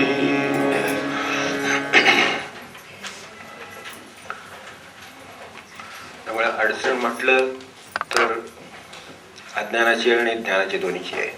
उपयोग म्हटला तरी अज्ञान आणि ज्ञानाचा दोन्हीचाही आहे. आपण एवढंच करावं की करता येण्यासारखं आहे की ह्या दोन्ही आपली अंतिम प्राप्तीच्या गोष्टी नाहीत, एवढं लक्षात ठेवा. पहिली गोष्ट, ज्ञानी राहणं हा पण काही मार्ग नव्हे, हे काही ध्येय नव्हे. मार्ग ठीक आहे पण ध्येय नव्हे. ज्ञानी होणं हेही ध्येय नाही आहे. ज्ञानापलीकडे प्राप्ती आणि ज्ञानापलीकडे तसे असं जे आहे ते या दोन्हीसह आत्मज्ञानास जाणणं आणि मग ज्ञानानं मुक्त होणं, यातलं ज्ञान हे आत्मज्ञानाचं अपेक्षित आहे. तर ते मुक्त होणं हे माझं ध्येय. तेव्हा ही प्रत्येकाची त्याची त्याची जागा त्याला आपण दिली. अज्ञानाची अज्ञानाला दिली, ज्ञानाची ज्ञानाला दिली आणि आत्मज्ञानाची आत्मज्ञानाला दिली. हे सगळं केल्यामुळे हा प्रवास आता व्यवस्थित स्ट्रक्चर्ड, बरोबर त्याचे व्यवस्थित स्ट्रक्चर झालं. कुठेही गोंधळ झाला की ते घोटाळा होणार आहे पुढे. अज्ञानाच्या बाबतीतही होणार आहे, ज्ञानाच्या बाबतीतही होणार आहे. ते लक्षात ठेवून पुढे जायचं. म्हणून हे आपण 2-3 गोष्टी पाहतो. काय होतं, ज्ञान शब्दाविषयी थोडीशी एक स्पष्टता करून पुढे जातं. आज जे त्याला ज्ञान म्हणतो ते इन्फॉर्मेशन फोकस्ड आहे सगळं. ती माहितीचा संग्रह जास्तीत जास्त आणि जास्तीत जास्त अचूकपणे आणि त्वरित ती पुरवणं, असं त्याचं स्वरूप आहे. आजच्या आपल्या परीक्षा पद्धतीचं सगळं पाहिलं तर आपल्या लक्षात येईल की माहितीचा प्रचंड संग्रह असणं, ती अचूक आणि त्वरित पुरवणं, म्हणून तो तेवढ्या वेळेत ज्यांचं जास्त होतं ते लोक ते जातात पडत. तर त्या अर्थाने हे ज्ञान म्हणजे तसं खरं ज्ञान म्हणजे असं झालंय खरं आज, पण असं काही खरं ज्ञान नव्हे बरं. खरं ज्ञान जे अभिप्रेत आहे त्याच्या पुढे जाणारं ज्ञान आहे, जे आता आत्मज्ञानाला उपयोगी पडेल. ते आपल्याला कोणतं ज्ञान आहे तर जे ज्याला आपण नॉलेज म्हणतो त्या स्वरूपाचं आहे. थोडंसं म्हणजे तेवढं स्वरूपाचं आहे. खरं विजडम आहे ते आत्मज्ञान आहे, पण नॉलेज स्वरूपाचं आहे. दुसरं म्हणजे ज्ञान म्हणू आपण त्याला. आता जे माझं आकलन वाढवत आहे ते ज्ञान आहे. माझ्याकडे माहितीचा साठा खूप असला आणि तो मी वेळेत प्रोड्यूस करू शकलो तर एखादी स्पर्धेची काम मी करू शकतो, एखाद्या परीक्षेमध्ये मी पास होऊ शकतो किंवा माझा नंबर वर येऊ शकतो. हे काय आहे फक्त की just you are stored much more. खूप तुम्ही साठवलेलं आहे आणि ते तुम्ही अचूकपणे वेळेत देत आहात. चुकलं की गेला, कारण आता इतकं स्पर्धेचं त्या बाबतीतलं युग आहे की तिथे गेला.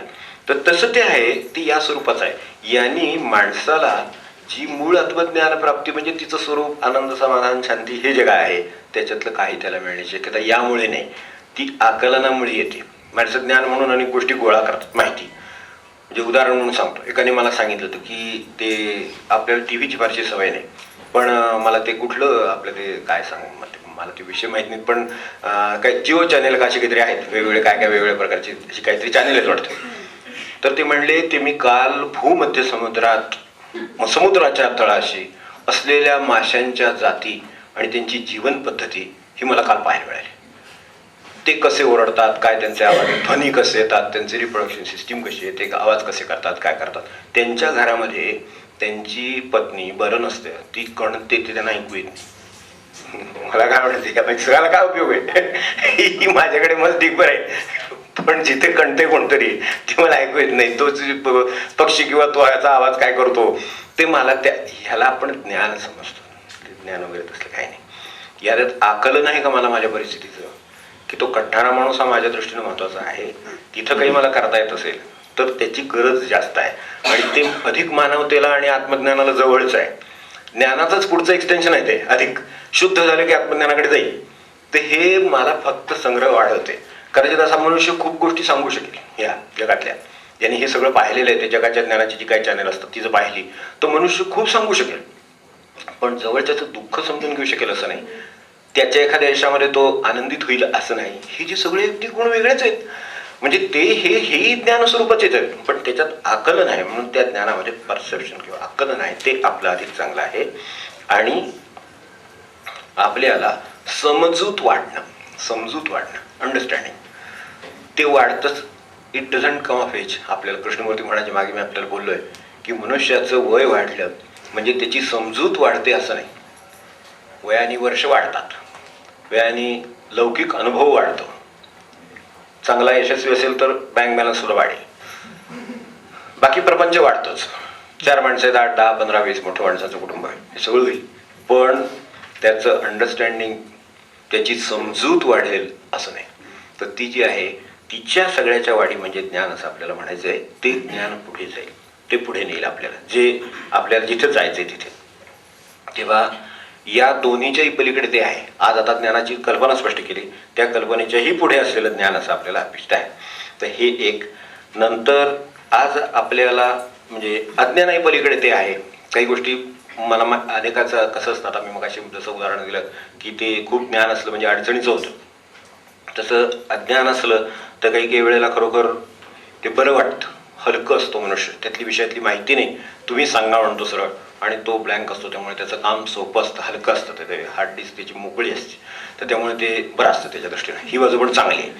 तर ते एक आहे, ही त्याचा उपयोग करून घ्यावा की आपल्या मोकळ्या ठेवाव्यात. कारण कदाचित एखादी आत्मविद्येसारखी उपनिषदांसारखी गोष्ट तिथं भरण्याची गरज लागेल. त्यावेळेस जर ज्ञानाचं फार भरलेलं असेल तर जागा नाही राहणार, स्पेस ती आपण मोकळी ठेवावी. तेव्हा अशा तऱ्हेनं आपल्याला दोन्हीची सांगड घालून पुढे जायचं आहे, तेव्हा ते आपल्याला सापडणार. तर हे एक. दुसरी गोष्ट म्हणजे ज्ञानाबरोबर आणखीन एक गोष्ट वाढते. ज्ञान म्हणजे आता आपण त्याला ज्ञान म्हणू या सगळ्या ह्याच्या परिस्थितीचं, तर सर्व बाकीचं सामाजिक परिस्थिती, ते अमकं ते जग ते सगळं ज्ञान आलं. आपलं स्वतःचं भवितव्य, आपण ते केलेले प्लॅन, काल ते पहिल्या सुरुवातीच आहे ना, प्लॅनिंग बिनिंग आपल्या आयुष्याचं वगैरे ते सगळं, मग अशा वर्षाने असं, 5 वर्षांनी असं, 10 वर्षांनी असं वगैरे, मग ते कुठे तोपर्यंत गेलेलं असतं. म्हणजे आपण इथेच असतो पण ते कुठे गेलेलं असतं प्लॅनिंग वगैरे, ते सगळं जे काय सगळं आहे ते काय आपलं आहे. त्याच्या पोटी मग ते चिंता पण त्याच्याबरोबर होतात की हे सगळं होईल का नाही त्या वेळेला. म्हणजे मुलगा 2 वर्षाचा आणि 2 वर्षांनी 4 वर्षाचं होईल हे सांगता येतं, पण 2 वर्षांनी 4 वर्षाचं होईल त्यावेळेला त्याला त्या ठिकाणी प्रवेश मिळेल, तो मिळेल की नाही, म्हणजे त्याच्याबरोबर ती चिंता आहे. कारण त्याचं ते मी प्लॅनिंग केलेलं आहे ना सगळं, ते प्लॅनिंगमध्ये तो प्रॉब्लेम आहे पुढे आपल्याला. त्याबरोबर ते चिंता पण लागतात. त्या चिंता माझ्या आत्मज्ञानाच्या आड येतात. माझ्या आड येणारी आणखीन एक गोष्ट आहे, म्हणजे ती चिंता ही आत्मज्ञानाच्या माझ्या आड येते आहे, तर ती कशी मला दूर करता येईल, त्याला निसर्गदत्त म्हणतात ते अगदी सोपं, की स्वीकारता येत नाही मला आहे तसं आयुष्य, म्हणून चिंता आहेत. आहे तसं आयुष्य स्वीकारलं त्याला चिंता नाही येत. आहे तसं आयुष्याचा स्वीकार ही खरोखर चिंतामुक्त होण्याचा अत्यंत सोपा मार्ग आहे. कारण वर्तमान आहे फक्त, मागचं कसं झालं ते पण उगाळत बसलेलं नाही. आणि हे सगळं जे काय प्लॅनिंग, तर मी त्याची उपयुक्तता पण सांगितली, दोष पण सांगितले. जसं ज्ञानाचं सांगितलं तसं प्लॅनिंगचं पण सांगितलं होतं. तर तसं ते लक्षात ठेवून आपण याचा विचार करू. त्या जे दोष आहेत पुढे चिंतेचे ते निर्माण होत नाहीत. ती परिस्थिती निर्माण होईल त्यावेळेला त्याची उत्तरं त्यात असतील. आज सुख दुःख आहे, दोन्हीचा स्वीकार कसा करायचा, तर सुख आणि दुःख मिळूनच माझं जीवन असं जर एकदा स्वीकार झाला तर मग त्यावेळेला पण 5+5 असंच असणार आहे. 4+6 असेल, 7+3 असेल, काय ते असं असेल, 3+7 असेल फार तर, पण ते मिळून 10 होणार असंच ठरलेलं आहे. हे एकदा स्वीकारल्यानंतर तिथे पण काही प्रश्न नाही आहे. कारण त्यावेळेला याच्यापेक्षा काही वेगळी बेरीज नाहीच आहे तिथे. 10 म्हणजे असं नाही होणार की 0+10 वगैरे असं नाही होणार, तसं काही शक्यता नाही. आणि तसं ते जीवनच तशा स्वरूपाचं नाही. ते केव्हा होईल, त्यावेळेला 0 होईल तेव्हा. त्यावेळेला काही मिळवायची गरज राहणार नाही, 10 पण होतील, काय वाटेल ते होऊ शकेल, त्याचं काय चिंताच उरणार नाही तुम्हाला. तर असं होऊ शकेल. तिथपर्यंत जाईपर्यंत 1+9 का 9+1 हे चालू राहणार. हे आपलं आत्ताचं आयुष्य आहे. आणि दुःखाची जेवढी चिंता आपल्याला वाटते तेवढी खरं म्हणजे करण्याचं कारण नाही, हेही लक्षात ठेवायला हरकत नाही. कारण सुख जेवढं आत्मज्ञानाकडे नेतं त्याच्यापेक्षा जास्त दुःख आत्मज्ञानाकडे नेतं. आपल्याला लक्षात ठेवायला हरकत नाही. ज्या माणसांना दुःख कमी झाली, अपयश आली नाहीत, ती माणसं आत्मज्ञानाकडे गेल्याची कमी उदाहरणं आहेत. ज्यांना तशा तऱ्हेने म्हणजे अर्थोजिज्ञासूर अर्थार्थी वगैरे ठीक आहे, त्या दृष्टीनं आहे ते बरोबर, त्या वर्गात बसणारे लोक सोडा, पण बाकीचे जे गेले, कारण दुःखाने मनुष्य विचारात पडतो, सुखाने विचारात नाही पडत, आनंदात पडतो, सुखात पडतो जाऊन एकदम मध्ये काही स्टेपच नाही त्याला. पण समजा अपयश आलं तर अपयशावर मनुष्य विचार करायला लागतो की कसं झालं. मार्क कमी पडले समजा, तर काय आपण काय करतो, विचार करतो की मार्क कसे कमी पडले, म्हणजे कसे कमी पडले, म्हणजे तुमची प्रक्रिया काय होती तिथपर्यंत. तुम्ही बाहेर गेलात का आत गेलात, अपयशाने दुःखाने तुम्ही आत गेलात. आत म्हणजे आतच आहे, ते कुठे बाहेर आहे तेव्हा डोंगरावर, ते नाही आहे त्या अर्थाने, ते आतच आहे. मग ते आत आहे, ते आत जायला मला चिंतापेक्षा ती जी दुःख आहे मला जी ज्याची चिंता पडली आहे ती दुःख जास्त उपयोगी आहे. म्हणून दुःखाला जरी आमंत्रण नसलं ते एखादं कोणती देऊ शकेल, पण आपलं जरी आमंत्रण नसलं तरी दुःखाबद्दल तक्रार नाही. कारण ती जेवढं आत जायला मला उपयोगी पडतात तेवढं मला सुख किंवा यश उपयोगी पडत नाही. दुःखामुळे मी आत जातो आणि शोधून काढतो, अरे कुठे होतंय, हे कसं झालं, हे शोधायला मी मागे मागे गेलोय. आणि मागे मागे जाताच कदाचित मला झारा लागणार आहे. खूप मागे गेलो ज्ञानाच्या बाबतीत, मागे म्हणजे अशा अर्थाने की खोल अंतर्मनात अधिक अधिक मागे गेलो तर मला तिथे गेल्यानंतर हे बाहेर जाऊन काही सापडत नाही. बाहेर सापडलं असतं तर मग ते अमेरिकाला इथे आले नसते शांतीच्या शोधार्थ वगैरे, तसलं काही झालं नसतं. स्पिरिच्युअलिटी वगैरे काय काय म्हणतात बाबा मोठे मोठे, तर तसलं काही ते इथे ते यावं लागतं. ते एवढा मोठा प्रवास करून 24 तास यायचं काही कारण नाही. ते का होतं तर तसलं ते बाहेर नाहीये म्हणून, ते आत आहे. ते आत ठिकाणी जायला दुःखच जास्त उपयोगी पडतं. त्यामुळे उलट त्याचा स्वीकार हा आत्मज्ञानाकडे न्यायला अधिक उपयोगी आहे हे लक्षात ठेवलं तर दुःखाची चिंता मिटून जाते. ज्ञान अज्ञान दोन्ही सह आत्मज्ञान असं जाणत. आता आपण ज्ञानातले उपयुक्तता लक्षात घेतली, ज्ञानातल्या अडचणी लक्षात घेतल्या. अज्ञानातली उपयुक्तता लक्षात घेतली, अज्ञानातल्या अडचणी लक्षात घेतल्या.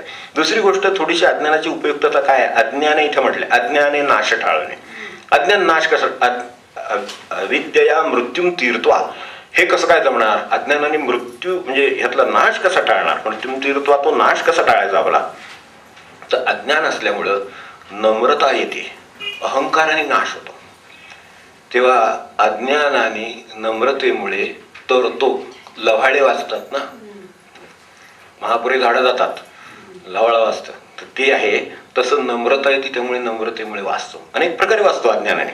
ते मगाशी सांगितलं तसं की तिथे आत्मज्ञानासाठी जागा राहिली, त्याचे विषय सांगणाऱ्यासाठी जागा राहिली, त्याच्या ग्रंथांसाठी जागा राहिली, ती स्पेस वाचली आपली सगळी. तेव्हा आपल्यावरचे भार वाचतात आणि आपल्याला नम्रता असल्यामुळे, अज्ञानाची जाणीव असल्यामुळे गुरुची पण शक्यता निर्माण होते. It opens up. अज्ञानाचा मार्ग गुरुमुळे मोकळा होतो एकदम. की जो मार्ग, कारण अनुभवी पुरुषांकडून, मी अनुभवी पुरुषांच्याकडे जाईनच कशाला? मी जर स्वतःलाच अनुभवी समजतोय समजा, अशी कल्पना करा, तो कशाला अनुभवी पुरुषांच्याकडे तो जाईल? नाही जाणार. जो नम्र आहे, जो अज्ञानी आहे, तोच तिकडे जाईल. म्हणजे आपल्याला आत्मज्ञानाच्या दाराकडे किंवा ते दार उघडून देणाऱ्या महापुरुषाकडे जायला अज्ञान जास्त उपयोगी पडले. अज्ञानाने मला हा मृत्यू, शरीराचा मृत्यू तो होणारच आहे, त्याच्या आत मला हे काम करायला अज्ञान जास्त उपयोगी पडेल. ज्ञानाची कुवत कोणाची किती माहिती नाही, पण अज्ञानाच्या बाबतीत मात्र कुवतीचा प्रश्नच येत नाही, कारण कुवतच नाहीये, तिथेच अज्ञान आहे. त्यामुळे अज्ञानी भाग्यवान आहे त्या बाबतीत, असं म्हणायला हरकत नाही. उलटे अज्ञानी मृत्यूम तीर्थवा संभूत विद्या अमृतमश्नुते, विद्येने आपल्याला अमृतत्व प्राप्त होते, शंकाच नाही. कारण अज्ञानी मनुष्य आहे, समजा तो या मार्गाने गेलाय आणि पुढे त्याला खऱ्या ज्ञानाचा बोध झाला तर तो तिकडे जाणारच आहे. जो मुळातच ज्ञानाच्या ह्याच्यात आहे, कक्षेत आहे किंवा ज्ञानाच्या दिशेने आहे, तर तो समजूत घेत चाललाय. त्यातले फक्त धोके टळले म्हणजे झालं. ज्ञानाचे जे धोके आहेत, काय अहंकार आहे, चुकीच्या कृती आहे, काय जे असेल ते मागाशी म्हटलं तसं सगळं काय काय ते 1, 2, 5, 6 गोष्टी सांगल्या, त्या सगळ्या ज्या आहेत त्या आपण जर समजा ज्ञानाच्या बाबतीतले धोके टाळले तर ते त्याला आता दुःख आहे, ठीक आहे, मला मान्य आहे, तो त्याचा भाग आहे, हे मला सुखदुःखांचं ज्ञान झालं, त्यामुळे जग किंवा माझं आयुष्य निर्माण झालेलं आहे, हे जगाचं स्वरूप तसं आहे हे लक्षात आलं, सुखापेक्षा मला दुःख अधिक चांगलं उपयोगी पडतं हे लक्षात आलं, तर आजारपण, सुख दुःख, अपयश, नंतर नुकसानी, ते जे काय सगळं आपल्याला ज्याच्यामुळे आपल्याला अत्यंत अस्वस्थता आहे, जे कळलं की नाहीतरी कळल्यानंतरच दुःख निर्माण होतं की नाही. महाराज म्हणायचे चोरी झाली त्यावेळेला गाठ झोप लागली होती, होय ना. सकाळी उठल्यावर चालत कळलं गेलं सगळं, दुःख तेव्हा झालं. मग तुम्हाला गेल्या गेल्या व्हायला पाहिजे होतं खरं म्हणजे. रात्री 2 वाजता जेव्हा केलं ना त्यावेळेला खरं म्हणजे एकदम रडायला यायला पाहिजे होतं, पण त्यावेळेला नाही रडायला येत. आपण नाही का पर्स जाते त्यावेळेला कुठे दुःख होतं, घरी आल्यावर मग ती भाजीची पिशवी उघडल्यावर मग दुःख होतं. म्हणजे कळतं त्यावेळेलाच दुःख आहे, त्यामुळे कळण्यामध्ये दुःख आहे, पण दुःखाचा उपयोग कळला की मग सुद्धा दुःख नाहीये. आता उपयुक्तता लक्षात आली ज्ञानाची. तेव्हा ज्ञानाने मला आता मुक्त व्हायचंय, तेव्हा मी हे जर मला दुःखाचा मेकॅनिझम कळला की दुःख काय उपयुक्त पडतं मला, ठीक आहे, याच्यात मला बेसावत्ता काय ती कळली, कदाचित माझं चुकीचं जे मी मिळवलेलं आहे, जे दुसऱ्याचं होतं ते तो घेऊन गेला हे मला कळलं, किंवा माझ्या हातून घडत नव्हतं इतके दिवस दान, सारखं म्हणायचे नेहमी की एकदा केव्हा तरी देवासमोर ठेवा वाटत होतं, तर ते माझं ते राहत होतं. तर मग बरं झालं, देव म्हणलं ठीक आहे मीच घेऊन जातो, कारण तुला काय बिझी दिसताय तुम्ही, काय गडबडीत आहात, तुम्हाला सवड नाहीये, तर मला जो गरजू माणूस आहे त्याला पाठवतो, हो की नाही. एखाद्या वेळेला पुजारी गरजू नसेल पण इकडे गरजू बाहेरच नाही शक्य आहे देवाचा, हो की नाही, तर तो त्याला पाठवतो आणि ते मी कलेक्ट करतो. म्हणजे आपण नाही का घरी येऊन कलेक्ट करतात, अलीकडे आपल्याकडे सर्व्हिसेस आहेत बँकेवाले पोस्टमॅनच्या आहेत, कुरिअरवाल्यांच्या आहेत. ते कलेक्ट फ्रॉम युअर काय तुमचं होम तिथपासून ते होम डिलिव्हरी जशा आहेत तसं तिथून कलेक्शन आहे. तसं तसं त्यांनी ते केलं ते आपल्या मंडईमध्ये. तर तिथून आपण घरी आल्यावर मग आपल्याला ज्ञान झाल्यावर दुःख झालं. पण ज्ञानात हा दुःख देण्याचा गुणधर्म असला तरी ज्ञानाचं जर उपयुक्तता लक्षात आलेली असेल दुःखाची, तर मला हे कळल्यानंतर मला असमाधान, त्रास नाही, काय हरकत नाही. माझ्या मनाचे मेकॅनिझम मला कळला. मनाविरुद्ध समजा ते काय ह्यांनी लग्न केलं, मुलांनी लग्न केलं, अमुक केलं, काय ते कळल्याबरोबर दुःख सुरू झालं. काही जी मनाविरुद्ध गोष्टी घडतात त्या सगळ्या गोष्टी, तर ते जरी ज्ञान सुरू. मग आता त्यावेळेला लक्षात आलं की हे असं नाही आहे, असं असू शकतं. माझं मनाच्या अहंकाराला किंवा माझे ते काय प्लॅनिंग वगैरे होतं त्याला धक्का बसतो. जगात देवाचं पण काहीतरी प्लॅनिंग असतं. प्रत्येकाचं आयुष्य आपापल्या परीनं जायचं असतं. ती वेगवेगळी असतात. तसं माझं सुद्धा वेगळं आहे. त्याची वेगवेगळी डेस्टिनेशन आहेत, माझी वेगवेगळी डेस्टिनेशन आहेत. तर मी दुसऱ्याची डेस्टिनेशन ठरवीत नसतो, मला तसा अधिकार नाही आहे वगैरे. हे सगळं किती ज्ञान आहे ते त्यामध्ये सगळं हे आपल्याला कळलं. आता हे जर एकदा कळलं तर शांतता आहे चित्तात. म्हणजे अशा तऱ्हेनं ज्ञानाचा वापर करून आपल्याला अमृतत्व म्हणजे आपल्या आनंदातला बिघाड तो दूर होणं म्हणजे अमृतत्व. मृतत्व म्हणजे हा बिघाड. आपल्या दृष्टीने दुःख हे बिघाड आहे, आनंदातला बिघाड आहे. तर अमृतत्व म्हणजे आनंद आहे. त्यामुळे तो बिघाड आहे, तो बिघाड दूर झाला. कारण मला कळलं की अरे वा, याने तर घरी कलेक्ट करायची सिस्टीम तिथल्या तिथंच कलेक्ट करून दिलं त्याने, आणि चार्जेसही घेतात परत वेगळे कलेक्शन. तर आता खरं काम काय आहे तिकडे जाईल. तर त्या दृष्टीनं अशीच आता मगाशी सांगितलं तसं आणखीन एक चांगली गोष्ट आहे जाता जाता. तर जिब्रान आणि त्याचा मित्र दोघंजण फिरायला बाहेर पडले, आपल्याला माहिती असेल. तर फिरायला बाहेर पडल्यानंतर देऊळ लागलं वाटेत. तर देऊळ लागल्यावर त्याचा मित्र काय म्हणाला, तो जरा ज्ञानी होता, माहितगार होता सगळा. त्यांनी सांगितलं की हा पहिलाच आपल्या देशातला सर्वात ज्ञानी मनुष्य माहिती बसलाय. तर कळायला फार बरं वाटलं, वा इतकी चांगली व्यक्ती आपल्याला. तर तो पाहिलं तर तो आंधळा होता. त्याजवळ गेला आणि त्यामुळे त्याला जास्तच आश्चर्य वाटलं. तर ही सर्वात हा ज्ञानी मनुष्य आणि विद्वान मनुष्य हा, तर हा देशातला एवढा सर्वात विद्वान मनुष्य इतक्या साध्या अवस्थेमध्ये देवळाच्या पायरीवर बसलेला आहे आणि परत तो आंधळा आहे. त्यामुळे ह्याला काही हे होईना, चैन पडेल. तो म्हणला जरा थांब, मी त्यांना जरा विचारून येतोच, भेट घेऊन येतो. म्हणून जिब्रानांची भेट घ्यायला गेले. गेल्यानंतर त्यांच्याशी चर्चा झाली थोडी. नंतर त्यांनी एक विचारलं की आजपर्यंत मी असं कधी पाहिलं नाही, तुम्ही जगातले म्हणजे आपल्या काय देशातले एवढे विद्वान ज्ञानी माणूस आहात, तर आपल्याला एक क्षमा करा, आपल्याला प्रश्न विचारला तर चालेल का की आपण आंधळे कधी झालात? कारण एवढं ज्ञान मिळवलं म्हणल्यानंतर हे आता 1 वर्षभरापूर्वी दृष्टी गेली वगैरे असं काहीतरी असलं पाहिजे. तर म्हणलं मी जन्मतःच आंधळा आहे. तेव्हा त्याच्यामुळे आणखीनच भुसकळ्यात पडली की जन्मतः आंधळा आहे. तर म्हणाले मग आपण कोणत्या ज्ञानमार्गाचं अनुसरण करता, कोणत्या ज्ञानमार्गाने आपण चाललात की ज्यामुळे आपण एवढे जगातले आजचे भारतातले काय त्या देशातले त्या ज्ञानी झालात, एवढे ज्ञानी झालात, ते कशाच्या मार्गाने झालात? तर ते म्हणाले की मी खगोलशास्त्रज्ञ आहे. अरे बाप, हा तो मनुष्य डोळे नाही म्हणतो, जन्मता नाही म्हणतो, खगोलशास्त्रज्ञ आहे म्हणतो. म्हणजे कसं काय ते शक्य आहे? त्यांनी छातीवर हात ठेवून सांगितलं, या ठिकाणी सर्व सूर्य, सर्व चंद्र, सर्व ताऱ्यांची मी कायम निरीक्षण आणि अभ्यास करीत असतो. आता मला सांगा, जे आत्मज्ञान मिळवायचं आहे त्याला आपल्याला अडचण आहे? जर अशी अडचण नाही ज्ञानी व्हायला, तर आत्मज्ञानी व्हायला तर कसलीच अडचण नाही.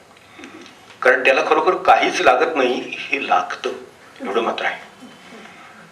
काहीच लागत नाही, सरळ रस्ता आहे. आपले जे मनोव्यापार आहेत त्यामध्ये मनाच्या म्हणजे काय, एक देहाची बाजू, दुसरं देहविद्या, दुसरी मनोविद्या आणि तिसरी आत्मविद्या, म्हणजे सोपं आपलं केलेलं आहे ते मांडणीसाठी. तर त्यातल्या देहविद्येमध्ये कळलं आपल्याला की कसा देह ठेवावा म्हणजे तो आत्मज्ञानाला उपयुक्त राहील. आत्मज्ञान मिळवायचं आहे तर त्याला उपयुक्त नको का वस्तू. आता जर आपल्याला दूध घ्यायचंय तर आता मिळतं पिशवीतून, हो की नाही, पण ज्या वेळेला ते त्या गवळ्याच्या याच्याकडून आणायचं असायचं, आपण ते जायचं सेंटरला वगैरे दूध आणि त्यावेळेला घेऊन यायचं. त्यावेळेला भांडी घेऊन जायचं, बरोबर, किटली, तांब्या असं काहीतरी घेऊन जायचं. जी वस्तू घ्यायची आहे ती वस्तू घ्यायला ठेवायला योग्य असं आपल्याकडे ते भांडणं नको का त्याचं. पिशवी जरी आणायचं म्हटलं तर 10 पिशव्या आणायच्या, तर त्या न्यायला पिशवी पाहिजे बरोबर आपल्या. तर तसंच जी वस्तू घ्यायची आहे ती वस्तू घ्यायला योग्य असं आपल्याकडे पाहिजे काहीतरी. तर ते असल्याशिवाय ते मिळणार नाही. तर तसं आपल्याला देह कसा पाहिजे म्हणजे तो आत्मज्ञानाला उपयुक्त राहील तो ठेवणं हे आपलं एक बाजूचं काम नाही. आता तेवढंच काम आहे बरं तो ठेवायला, त्याला फार काही करावं लागत नाही, ही अडचण आहे. जास्त काही केलं तर अडचणीचा ठरतो. देहाचे जर समजा लाड झाले, देहावर जर जास्त कष्ट घेतले तर तो आत्मज्ञानाला गैरसोयीचा होतो थोडा. त्यामुळे त्याचे कमीच कष्ट घेण्याची गरज आहे त्याच्यावर. कारण ज्याला म्हणजे देहावर कमी कष्ट, आत्मज्ञानाचा प्रश्न त्या देहाशी मुळात काय आहे, व्हेइकल आहे. आता ते व्हेइकल जे आहे ते जसं आहे तसं फक्त त्याच्या ज्या 3-4 गोष्टी महत्वाच्या सांगितल्या एवढे चेकअप असल्या म्हणजे झालं, ते चालू शकतं. त्यात काय अडचण नाही. पेट्रोल टाकलेलं आहे आणि ते चेक केलेलं, टायर प्रेशर चेक केलं, ब्रेक चेक केले, चालला तो. एवढं पुरेसं आहे त्याच्यासाठी, आणखीन काही करावं लागत नाही. आता त्याच्या मागं पुढं तुम्हाला पट्ट्या चिकटवता येतात, त्याला गौरव घालता येतात, वर रंगवता येतं, सगळं म्हणजे आपलं पण असं करता येतं सगळं. पण ह्याची आत्मज्ञानाला काही गरज नाही. काही गरज आहे का? जर गरज असेल तर गरज तर नाहीच आहे, पण अडचण आहे. कारण समजा ती वर काही लावलं त्याच्यावरती, समजा गाडीनं प्रवास करायचा आणि वर तुम्ही त्या गाडीवर काहीतरी वेगळं काहीतरी लावले असेल तर ते उडायला लागलं वाऱ्याने म्हणजे पुन्हा आपल्यालाच थांबून गाडीचं म्हणजे ते उद्योग आपल्याला लागला. जास्त काही करायला गेलं तर अडचणीचं आहे. म्हणून आत्मज्ञानाचा मार्ग सरळ आहे खरं म्हणजे. आपण जर अडचणीचा करायचा ठरवला तर आपल्याला ते काम करावंच लागेल, जास्त काम म्हणजे वेळ होईल जास्त उलटा. ही एक बाजू समजून घेण्याची. दुसरी बाजू गरज नाही आहे ही जशी मगाशी सांगितली तशी मनोव्यापारांची गरज काय आहे. मनोव्यापारांच्या बाबतीत सरळ राहण्याची गरज आहे. जर आत्मज्ञानाला जायचं असेल तर मनाला सरळ राहणं मात्र आवडत नाही. त्याला कसं चॅलेंज पाहिजे, सारखं काहीतरी चॅलेंज पाहिजे. म्हणजे असं पाहिजे, गुंतागुंतीचं पाहिजे. एखादं गणित सोडवलं की मनाला आनंद होतो. आणि त्याला सांगितलं एखादी सोपी गोष्ट वाचतं तरी काय, एखाद्या बुद्धिमान मुलाला नाही की एखादी गोष्ट वाचायला आली, एखादी गोष्ट असली आणि काहीतरी आपले कर्मसान तिला ते आता सांगितलं असल्या गोष्टी जरी वाचायला एखाद्या मोठ्या मुलाला त्याने ते काय वाचायचं. पण त्याला एखादं जर असं काहीतरी सोडवायला कोडं टाकलं, हा ताणा बघू असं, ते लगेच त्याला त्याचं. कारण मनाचं काय आहे, मनाला गुंतागुंतीची गोष्टी पाहिजेत. त्याला सगळ्या अशा अडचणीच्या त्यातून मार्ग काढायच्या, ते सगळं अशा आव्हानं त्याच्यात हे ते चॅलेंज ते सगळं तसलं पाहिजे. आत्मज्ञानात काही चॅलेंज नाही आहे, सरळ आहे ते स्वीकारत जाणं म्हणजे तिथेपर्यंत जाणार आहे. तर ते त्यातली अडचण फक्त आहे ती सोडली. आता सरळ राहणं खरं म्हणजे सोपं, पण सरळ राहणं अवघड झालं म्हणाला सवयीमुळे. तेवढं जरा जमलं आपल्याला तर जमलं, मग काय नाही त्याच्यात. सरळ राहणं हे खरं महाराज म्हणायचं तसं की सरळ राहणं खरं सोपं आहे नाही का. आणि असायलाच पाहिजे, सरळच राहायचंय आपल्याला ना. आपल्याला समजा कोलांट एवढ्या मारत जर रस्त्याने जायचं असेल त्याच्यावर भाष्य करत नाही तर किती कठीण गोष्ट आहे खरं म्हणजे. पण मनाला त्याची आवड आहे की नाही. सरळ वाचायचं, एखादा तास बघायचं, सरळ सुरुवातीपासून शेवटपर्यंत शांतपणे त्यांना समर्थांना समोर ठेवून वाचायचं आणि आनंदात राहायचंय. तर किती सोपं काम आहे खरं म्हणजे. पण वाटेत लागणारे कठीण शब्द वगैरे हा मजा ते सगळं आवड काम आहे. आता कोलांट एवढे म्हणायचे म्हणले कठीण आहे, पण सरळ जायचं म्हटलं तर खूप सोपं आहे. तर तसं जरा थोडं आपल्या मनाच्या ह्या सवयी म्हटलं तर ही आड येणारी गोष्ट आहे, म्हटलं तर हे खूपच सोपं काम आहे. तर त्या दृष्टीनं आपण जावं त्याच्यापुढे. आता त्याच्या पुढचं पाहूया. व्यक्तास उपासती जेते अंधारात प्रवेशती अव्यक्ती रमती तेहि घोरतमी प्रवेशती. व्यक्ता पलीकडे तत्व अव्यक्ता पलीकडे तसे विवरिले घडविले दर्शन त्यांचे हे सांगणे असे. व्यक्त अव्यक्त दोन्ही स आत्मतत्वास जाणती व्यक्ताने तरुणी मृत्यू अव्यक्ते मुक्ती पावती. आणखीन एक टप्पा आहे मला तो पण समजणार काय, तो याच पद्धतीचा आहे. जसं आपल्याला ज्ञान आणि कर्मांच्या बाबतीत उपयुक्तता पण लक्षात आली, अडचण पण लक्षात आली. अडचण बाजूला केली, उपयुक्तता घेतली, अज्ञानाची पण पुढे गेलो. ज्ञानाची अडचण लक्षात आली, ज्ञानाची उपयुक्तता लक्षात आली. ज्ञानातली अडचण बाजूला ठेवली, उपयुक्तता घेतली पुढे की आपल्याला तिथपर्यंत जाता एवढं लक्षात आलं. तशा पद्धतीचं व्यक्त आपल्याकडे उपासना हा परमेश्वराकडे जाण्याचा सर्वसामान्य माणसाचा अत्यंत सोपा सुलभ साधा मार्ग आहे खरं सांगायचं तर. कारण परमेश्वर हा दोन्ही स्वरूप आहे, ज्ञान स्वरूप आहे आणि आनंद स्वरूप पण आहे. त्याचं ते दोन्ही ती अंग आहेतच त्याच्यात. ज्ञानाच्या बाजूने आपण तिकडे गेलो ते तिकडे मागाच्या मार्गाने गेलो तसे कर्म करीत करीत. आणि इकडे आपण भावाच्या मार्गाने गेलो, प्रेमाच्या मार्गाने गेलो, ते उपासनेच्या मार्गाने गेलो. तर ह्यातल्या व्यक्त आणि अव्यक्ताच्या उपासनांच्या बद्दलचं हे म्हणणं आहे ते तेव्हाही तसंच होतं, आजही खरं आहे बघा. की व्यक्ताची उपासना सोपी की नाही सगळ्यात, तसा विचार केला तर, की आपल्यासमोर एक मूर्ती ठेवली, नमस्कार केला, पांडुरंग आहे छान, उत्तम, राम आहे छान, एकदम उपासनेने पटकन आपल्याला निर्मन होता येणं शक्य आहे. की जी अडचण आहे ती शेवटी पुन्हा त्या अडचणी त्याच आहेत. तर जातानाची जी देह मन ह्या जो 2 अडचणी आहेत मधल्या, त्या टाळून पुढे जायचं आहे, तर तिथे पण तेच आहे. तर ईश्वराकडे जाण्याची किंवा ईश्वराच्या सान्निध्यात असण्याची अवस्था म्हणजे उपासना. ईश्वराकडे जाण्याची किंवा ईश्वराच्या जवळ असण्याची अवस्था म्हणजे आपल्या दृष्टीने उपासना आहे. मग ती ईश्वराकडे म्हणजे इथं आत्मज्ञानाला ईश्वर म्हटलं आपला. ईशावास्यमिदं सर्वम जे आहे त्यातलं ते परमेश्वर, त्यातला आत्मज्ञान परमेश्वर, तो आनंद रूप म्हणून आपल्याला ते हवंय. तर तिथे जायची सोपा मार्ग म्हणजे आता त्याला ईश्वर नाव दिलं आणि उपासना केली त्याची. आता त्याला ईश्वर म्हणून काय फॉर्म द्यावा तुमचा प्रश्न आहे. तुम्हाला फॉर्म सापडतात वेगवेगळ्या प्रकारचे, जे सापडले असतील, जे मनाला भावले असतील त्याची उपासना करणं. म्हणून अगदी साधी प्रधान आहे ती मूर्तीपूजा आहे. ती व्यक्ताची उपासना. आपल्या दृष्टीने कुठलं व्यक्त मानावं आपला प्रश्न, तर त्या दृष्टीने आपण ठरवलं तरी चालेल. आता यात व्यक्तास उपासती जे ते अंधारात प्रवेश होती हे कसं काय? हे पण आहे इकडे, मगाशी होतं तसलंच आहे, पुन्हा तेच आहे. व्यक्तापलीकडे तत्व, अव्यक्तापलीकडे तसे, हे पण आहे.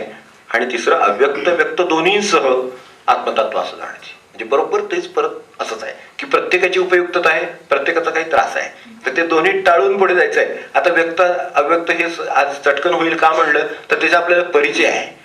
आपण जे उपासना करतो इथे जे उपासनेचं पद्धत आहे त्याच्यामध्ये आपण ह्यातला फायदा आणि त्यातला फायदा फक्त घेतला आहे. तोटे तोटे दोन्ही आहेत ते टाळून देईल. लक्षात आलं की नाही? आपल्या असं आहे इथे की आता काय होतं, व्यक्ताची उपासना करता करता सुंदर सुबक मूर्ती उदाहरणार्थ, मग त्याला अलंकार, मग त्याला पोशाख, मग प्रकाश योजना, चांगली प्रकाश योजना पाहिजे, मंदिर पाहिजे उत्तम, त्याला आता मार्बल वगैरे ते सगळं आलं चौघाने. ते सगळं केलं की साधारणपणे आपल्या दृष्टीनं व्यक्ताची उपासना झाली.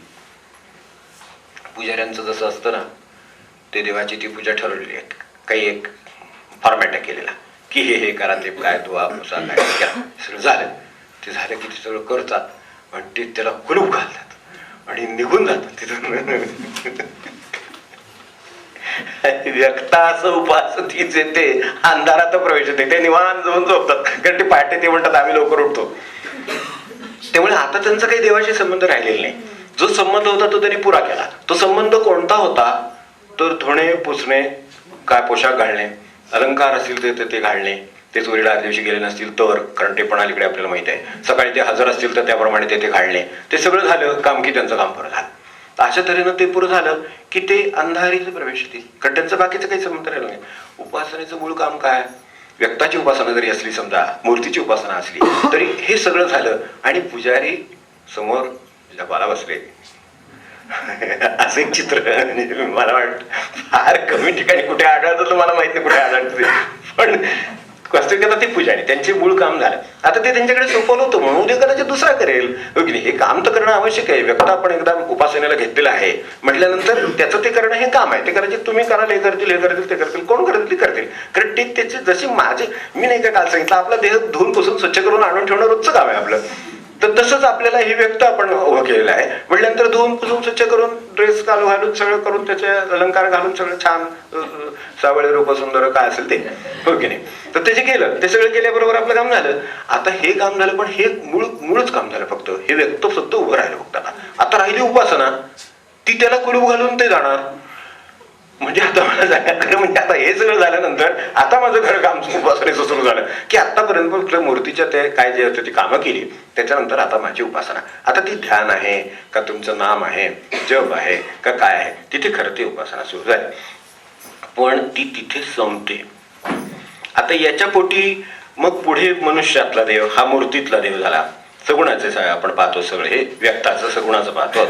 मग मनुष्यातला, मग त्या मनुष्यातल्या देवासाठी अन्नदान आलं, हो की नाही, वस्त्रदान आलं, वस्तूंचं दान आलं, पैशाचं दान आलं, जमिनीचं दान आलं, काय अगदी श्रेष्ठ झालं तर ज्ञानदान. किती प्रकारची उपासना आपल्याला व्यक्ताची करता येणं शक्य आहे. व्यक्त म्हणजे हे सुद्धा सगळं. आधी आपण मूर्ती पाहिली, ती म्हणजे न जेवणारा देव पाहिला. आता जेवणारा देव. काल परवा म्हटलं तसं की थोडी प्रगती व्हावी, की न जेवणाऱ्या देवाकडून जेवणाऱ्या देवाकडे प्रगती झाली तर उपासनेत प्रगती झाली म्हणायला हरकत नाही. मग ती आता जेवणाऱ्या देवाकडे आपण आता चाललो. तर आपण कुठे चाललो की नाही? आपण जाऊन ज्या ज्या ठिकाणी अन्नदान चालले तिथे फक्त प्रसाद घेऊन येतो. जे जेवणाऱ्या देवाकडे चाललेत ते चाललेत बरोबर.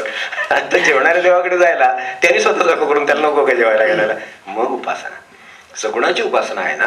मग सगुण हे नाही का, ते सगुण जसं आहे त्याला आपण नैवेद्य दाखवला, तो बिचारा खात नाही, तो आपणच नंतर खाणार, तर तसंच रोज चाललेलं आहे. तर तो आपण आता दुसऱ्याला दिला, त्यांची सगुणाची उपासना पुढे नेणारी झाली.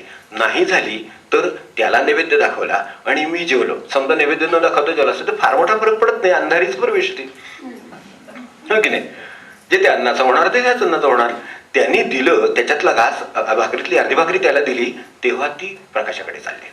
ती ज्या वेळेला स्वतः खाल्ली तेव्हा अंधारीतच प्रवेश होती, ती तिथेच राहणार, त्याच्या पुढे ती जाणार. त्यामुळे व्यक्तातला मनुष्यातला देव आहे, त्याला अन्न दिलं, वस्त्र दिलं. मी वस्त्र घेतलं, त्याबरोबर त्या गरजूला वस्त्र घेतलं. अतिथी गरजूचं अन्नदान वृत्त्यंतरी दक्ष राहवलं, असं आपण महाराजांची हे म्हणताना म्हणतो, प्रार्थना म्हणताना म्हणतो. अतिथी गरजूचं अन्नदान, जेवणावर नव्हे, अतिथी गरजूचं अन्नदान. प्रत्येक ठिकाणी सुद्धा हेच, जिथे जिथे सत्पुरुषांच्याकडे जाल तिथे तिथे गरजूला कधी नाही म्हटल्याचं नाही.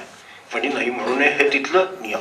का तर ते त्या गरजू, जसा तो देव नाही हो, गरजू देव कुठे खातो तो. आपण अगदी पंचपक्वानाचा नैवेद्य करून त्याला दाखवलं तरी त्याच्यासमोर काय नाही. आपण काही आपलं नामदेव किंवा काय असं का आहोत, आपण आपले सामान्य भक्त आहोत तसं गुणाचे. त्यामुळे आपण समोर ठेवणार, पाणी फिरवणार, घ्या म्हणणार, आता घेतलं ना म्हणणार, सगळं झालं की आपलं काय असेल ते पडतात, ते झालं की आपण आपल्या डायनिंग टेबलवर आणून ठेवणार, चालेल. सगुणाची उपासना आहे, व्यक्ताची उपासना आहे, बरोबर आहे.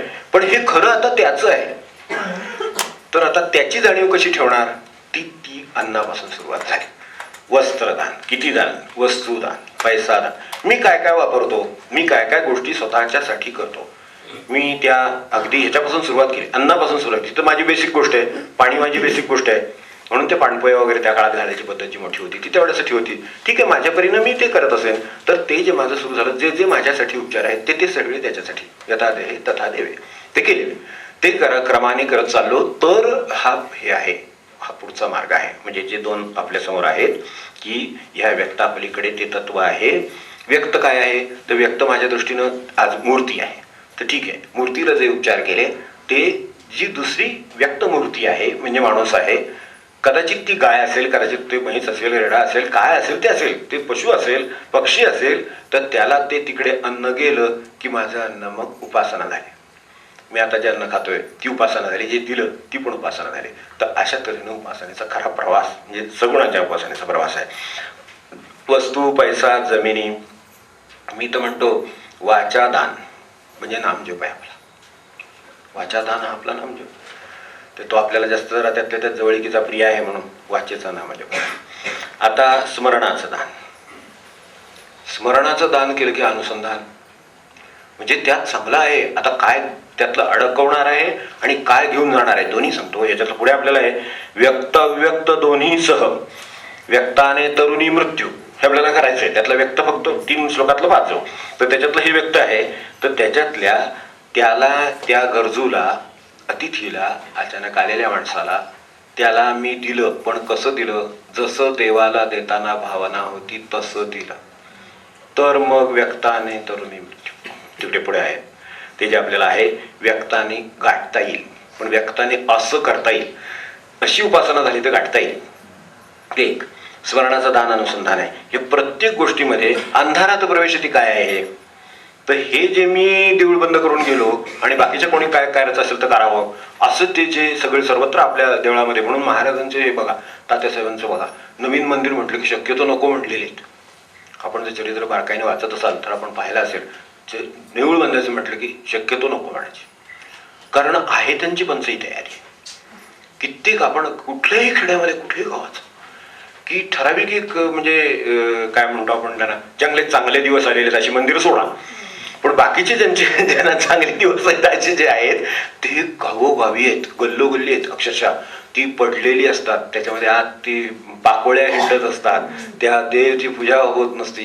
ज्याच्या कोणाच्या वाट्याला काय त्याची इस्टेट असते, तो कोणीतरी येतो, कधीतरी दिवा लावतो, कधी दार उघडतो, कधी नाही उघडत. तो म्हणतो ते उघडतच असं नाही, इथे कोण नसतं. आपण एका गावामध्ये आपल्याला जप करायला जागा हवी होती ना, आपल्याला आठवते ना.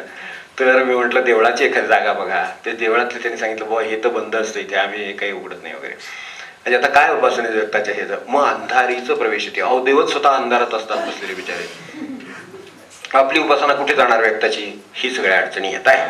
आता ह्या दृष्टीनं ही श्रेष्ठ सगळी दानं प्रकाशाकडे किंवा सगुणाने उपासनेकडे नेणारी. त्याच्यात ही वाचादान आपण म्हटलं. आता हेच वाचादान मी दान दिलं तर, नाम घेतलं तर वाचादान म्हणजे वाचेची उपासना. वाचेची उपासना म्हणजे वाचेनं जर नाम घेतलं किंवा काय स्मरण केलं तर. आता वाचेने नाम घेतो, पण वाचेने मी किती गोष्टी त्याच्या व्यतिरिक्त करतो. माझ्याकडे वाचा तर मोकळीच आहे हाताशी. आता त्याच्याविषयी मी काही बोलत नाही. प्रपंचाविषयी गप्पा, परमार्थाविषयी गप्पा, परमार्थाविषयी गप्पा तेच म्हणून मुद्दाम घेतल्या. परमार्थाविषयी गप्पा, परमार्थाच्या चर्चा, त्याविषयी वाद, त्याविषयी शंका, किती गोष्टी त्या वाचेचं काम चालू आहे. तर हे वाचेचं खरं काम जर केलं, अशा पद्धतीनं केलं तर आपल्याला अंधारीचं प्रवेश येते. त्याच्या चर्चेचं ते भगवंताला काहीच संबंध नाही, आत्मतत्वाला काय संबंध आहे त्याचा? काही नाही. म्हणजे व्यक्ताची उपासना सुद्धा आपल्याला सगुणाची असून सुद्धा अंधार प्रवेशाला कारणीभूत का होते? आता स्मरण आहे, स्मरणामध्ये नुसतं पाठांतर सुद्धा होऊ शकतात. ती पाठांतर कुठे नेतील माणसाला? पाठांतर नाही होत येणार. त्यातलं आकलन झालेलं, अंमलात आणलेलं तत्व नेईल. स्मरणदान म्हटलं भगवंताचं स्मरणदान. आता भगवंताला स्मरणाचं दान केलं म्हणजे काय केलं? मी भगवंताचं अनुसंधान ठेवलं. अनुसंधान ठेवून माझं केलेले, महाराज म्हटले अनुसंधान ठेवून भाजी आणली तरी श्रेष्ठ आहे. किती सोपं गोष्ट सांगितलेली आपल्याला. अनुसंधान ठेवून भाजी आणलेली श्रेष्ठ आहे देवाला जाण्यापेक्षा, असं म्हणले. म्हणजे देवाला जाणं नुसतं त्याचं स्मरण नसताना त्याच्यापेक्षा अनुसंधान ठेवून भाजी आणली तरी मोठं आहे असं जिथं आहे, तिथं मला सांगा स्मरणदानामध्ये जर माझं हेच स्मरण, माझ्या विशिष्ट काय त्या चिंता, ते हे ते पाठांतर, नामकं नमकं, स्मरणशक्ती किती गोष्टींना वापरता येते, त्या सगळ्याचा मला परमेश्वर प्राप्तीला उपयोग काय? मग ते अंधारीचं प्रवेश तिकीट काय?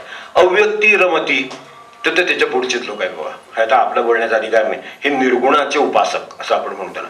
निर्गुणाचे उपासक म्हणजे कशाचे उपासक मला काही सांगता येत नाही आपल्याला, कारण निर्गुणच काय सांगता येत नाही मुळामध्ये. निर्गुणाची उपासना म्हणजे काय माहिती नाही. आत्मरूप निर्गुणाचे उपासक असंही म्हणणारे लोक आहेत. ते ज्ञानमार्गाने जातात वगैरे. आपण आपलं ऐकतो, आपल्याला काही ते कळत नाही. पण त्याचं कळण्यासारा भाग थोडासा आहे की विवेक आहे, नीतिमत्ता आहे, सचोटी आहे, प्रामाणिक कष्ट आहेत. ही सगळी निर्गुणाची उपासना आहे.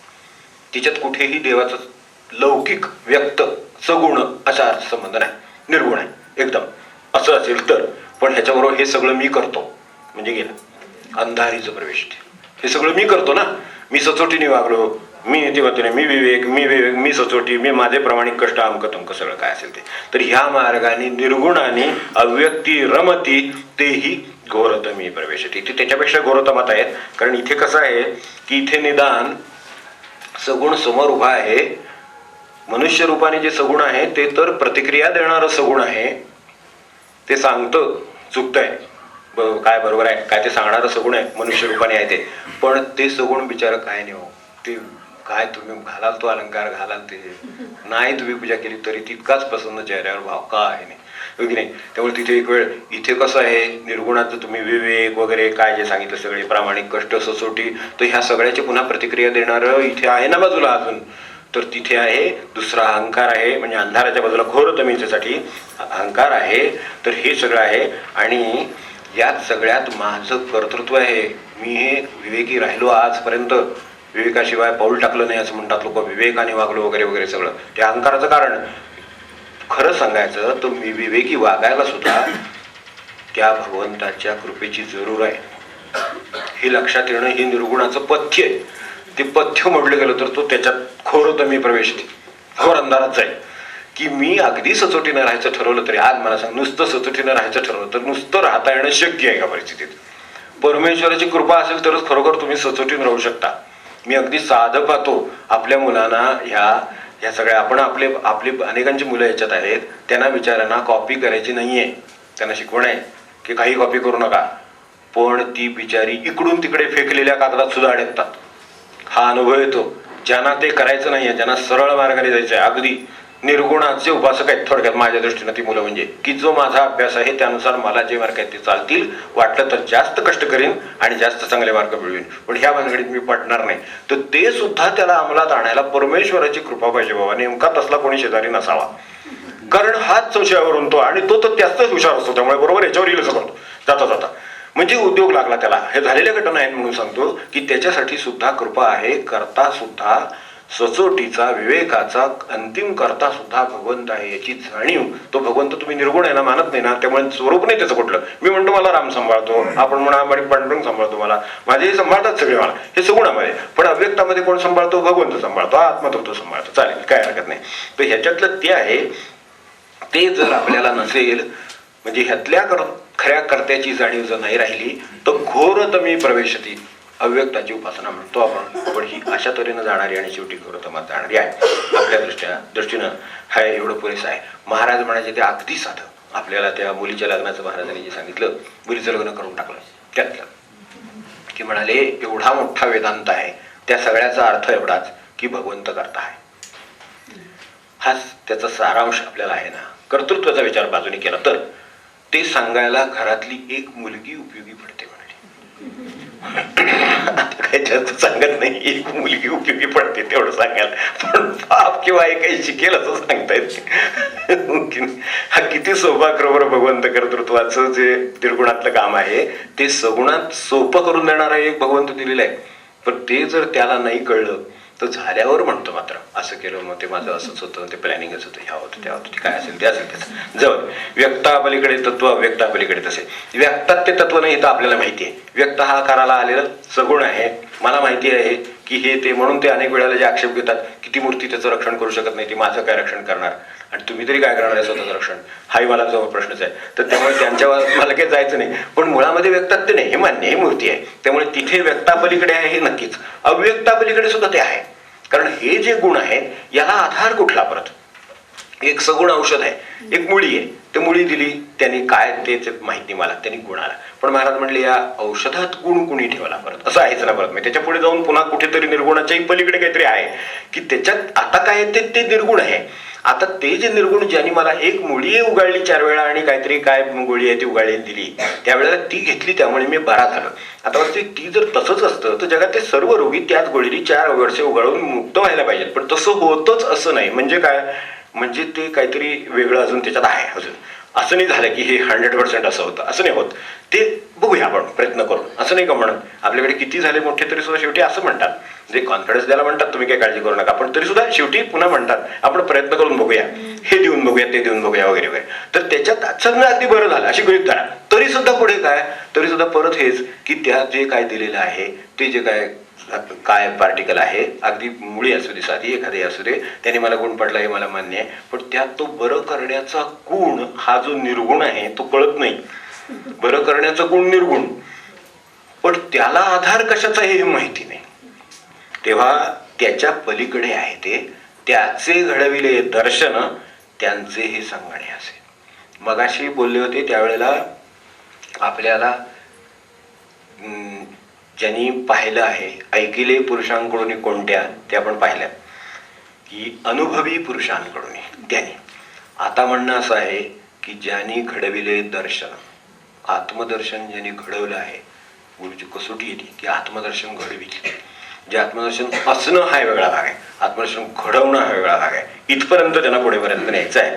तर व्यक्त अव्यक्त दोन्ही सह, कारण व्यक्त हा आकारलेला सोपा मार्ग आहे, पण त्यामुळेच यद दृष्टम तन नष्टम सारखा तो नाशिवंत आहे. आता मगाच्या सारखे गुणदोष पाहायचे त्याच्यातले, ते सगुणाचं कशाने काय होतं ते पाहिलं. तर सगुणामध्ये आकाराला आलेला आहे, त्यामुळे नमस्कार घालायला मूर्ती सोपी आहे. नमस्कार घालायला निर्गुणाला कशाला नमस्कार घालणार? मला मुस्त भावना आहे अगदी की हे सगळं परमेश्वराचं आहे, मान्य. ईशावास्यमेदम सर्वम, कुठे बघून नमस्कार करायचा तेवढं सांग, नाहीच म्हटलं तर कुठेही बघून केला तरी चालेल. पण कुठे बघून केला, कोणीतरी बघितला म्हणजे आपल्याला काहीतरी शंका आहे ना आपल्यामध्ये. कुठे बघून नमस्कार करायला लागला तर शंका येते, त्यामुळे ती पण पडता येते. त्यामुळे मनोमन करणं एवढं की शक्य आहे त्यात, हो की नाही. म्हणजे हे व्यक्त अव्यक्त दोन्ही सह पुढे जायला लागणार आपल्याला. त्यामुळे आकारलेला आहे म्हणून सोपा आहे, म्हणून मला पांडुरंगाला साष्टांग नमस्कार घालता येतो, ते शक्य आहे. दुसरी गोष्ट काय आहे, दुसऱ्या बाजूनी तो नाशिवंत पण आहे. मूर्ती बनते, मूर्ती ही होते, तिला ते काय लेप करावा लागतो, अमकं करावं लागतं, तमकं करावं लागतं, हे सगळं राहणार. तर ते नाशिवंत आहे, त्यामुळे पांडुरंग नष्ट झाला का तर नाही, त्यामुळे राम नष्ट झाला तर नाही, एखादं मंदिर उडालं म्हणजे काय भगवंत गेला का तर नाही. तर त्यामुळे जात नाही, हे खरं. ते आपण सुद्धा आकाराला आलेले आहोत, आपण सुद्धा आकारलेलेच आहोत, तेही आकाराला आलेले आहे. त्यामुळे हा संबंध सोपा पडतो. तर त्याच्यात आपल्याकडे जो देह आकाराला दिलेला आहे तो जसा मगाशी आपण वापरला ज्ञान कर्माच्या बाबतीत, तसाच उपासनेसाठी वापरला तर उपयोग, तो वापरताना चुकलं तर त्याचा दुरुपयोग. कारण तोच मला भगवंताकडे जो नेतो, जी गाडी मला उत्तरेला नेतात तीच मला दक्षिणेला नेते ना, तीच रेल्वे. परत तिला अलीकडे इंजिन सो इकडे तिकडे करावं लागत नाही, इकडून सोप चालतं तिकडे, फक्त ते बदलतात गिअर की झालं. आपली एकच गाडी रिव्हर्समध्ये जात नाही का, तीच गाडी फॉरवर्ड जात नाही का. तर तसं आहे, तो देह जर समजा इकडे उपयोगी पडला तर भगवंताकडे गेला, रिव्हर्समध्ये घेतला की धडकला इकडे जाऊन, असं हे आपल्याला अनुभवायला येतं. तर तसं हे जर माझं व्हेइकल समजा माझ्या समजा त्या ध्येयाला जायचं असेल तर त्यासाठी ते वापरणं, तेव्हा ते वेळेत व्यक्ताने तरुणी मृत्यू, व्यक्त आहे, व्हेइकल आहे, मला ध्येय आहे, ते आत्मज्ञानाचं आहे, त्या स्थितीचं आहे, आत्मस्थितीचं आहे, साक्षात्काराचं आहे, परमेश्वराचं आहे, काय आहे ते निर्वेळ आनंदाचं आहे, मग अव्यक्त ते काय म्हणून निर्मल आत्मा वगैरे सगळं वर्णन केलेलं त्या स्वरूपाचं आहे. ते ध्येय गाठायला मला हे दिलेलं साधनच उपयोगी पडणार. शेवटी या साधनानेच मी ते करणार ना. शेवटी समजा उपासना करणार, व्यक्त करा अव्यक्त करा, शेवटी ह्यानेच करणार ना. विवेकाने वागणार म्हणजे पण देहानेच वागणार ना शेवटी, म्हणजे व्हेइकलच वापरणार ना शेवटी. त्यामुळे त्या व्यक्ताने आता इथे मृत्यू तरला म्हणजे कसं असतं, शत्रू जिंकण्याचे दोन मार्ग आहेत. एक तर शत्रू मारायला तरी पाहिजे, हो की नाही, नाही तर मैत्री तरी व्हायला पाहिजे. तर मृत्यू तरण्याचे सुद्धा दोन्ही मार्ग आहेत. एक मृत्यूच्या आधी माझं काम करून घेतलं, हो की नाही तर शरीराला मेले, शरीराची जाणीव नाही राहिली. आज शरीराच्या ताब्यात आहे, तसं शरीर माझ्या ताब्यात आहे. आता मला काही त्याची काळजी नाही लागलेली. काळजी गेली तरी शरीर असलं तरी आपल्या दृष्टीनं तरलेले होतं आपण, कारण केव्हाही सोडायची तयारी आहे. सोडायची तयारी म्हटल्यानंतर त्याचा तुम्हाला त्रास नाही राहिला. शत्रुत्व गेलं तर शत्रू असतोच की, ती व्यक्ती असली म्हणून कुठे बिघडलंय, शत्रुत्व गेलेलं आहे त्याच्यातलं. तसं त्याची मला उपद्रव देण्याची क्षमता कमी झाली, त्यामुळे त्या बाजूने मी तरलो, असंही आहे. आणि ते होण्याच्या आत मृत्यू आहे, शेवटी देह आहे, त्याला मृत्यू आहे, तर ते पडेल कधीतरी. त्याच्या आत मी माझं ध्येय गाठलं, त्यामुळे पण मुक्त झालो. व्यक्ताने तरुणी मृत्यू, व्यक्ताच्या साह्याने म्हणजे देहाच्या साह्याने माझ्या दृष्टीनं, किंवा व्यक्त उपासनेच्या साह्याने म्हणा, त्या बाजूनी मी हे गाठून मृत्यूच्या आधी हे तरुणी मृत्यू अव्यक्ते मुक्ती पावती, ही जी अव्यक्त आणि जी मुक्ती पावलं म्हणजे शाश्वतता जी गाठली, ती मला कळायला ती सगळी शाश्वतता ही आतच होती, ती सूक्ष्मच होती, ती कळायला अवघडच होती. पण ज्ञानामुळे, ह्या अव्यक्तामुळे ती शक्य झाली. आज मला सगुण मूर्ती दिसली, तिच्या मागचा शेवटी राम दिसला, पण आत्माराम दिसला तेव्हा लक्षात आलं, आत्माराम कळला तेव्हा लक्षात आलं. हा राम कळायला व्यक्तात सोपा, पण आत्माराम कळायला तो अवघड, तो अव्यक्त आहे आणि तो सर्वत्र आहे. तो आता मला कळला, त्यामुळे मला लहान मला ते राम आहे, मोठ्यात बरोबरच्यातही आहे आणि मोठ्यातही आहे, शत्रूतही आहे, मित्रातही आहे. हा अव्यक्तामुळे मला आता राम सर्वत्र झाला म्हणजे मी मुक्त झालो. तो मला विशिष्ट ठिकाणी होता तोपर्यंत मला अडचण होती, आता मी कुठे गेलो तरी मला रामच आहे, कुठेही गेलो तरी मला पांडुरंगच आहे, असं झालं. तर मग त्या बाजूने आपण मुक्त झालो.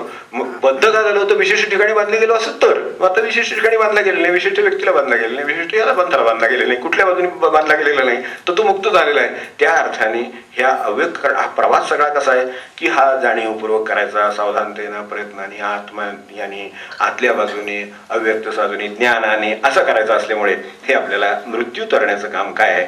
शरीर मृत्यू फार तर शरीर नष्ट करेल, त्याच्या आधी मी मोकळा झालो म्हणून सुटलो. तेव्हा आत्मप्राप्ती ही याही मार्गाने आपल्याला करता येणं शक्य आहे. तर जाता जाता गुरुदेवांचं फक्त एक आपल्या समोर ठेवतो आठवण तरी म्हणून त्याची, की आपण जर या प्रवासाला लागलो तर ते म्हणायचे की आपण स्पिरिच्युअल प्रोबेशनवर असतो.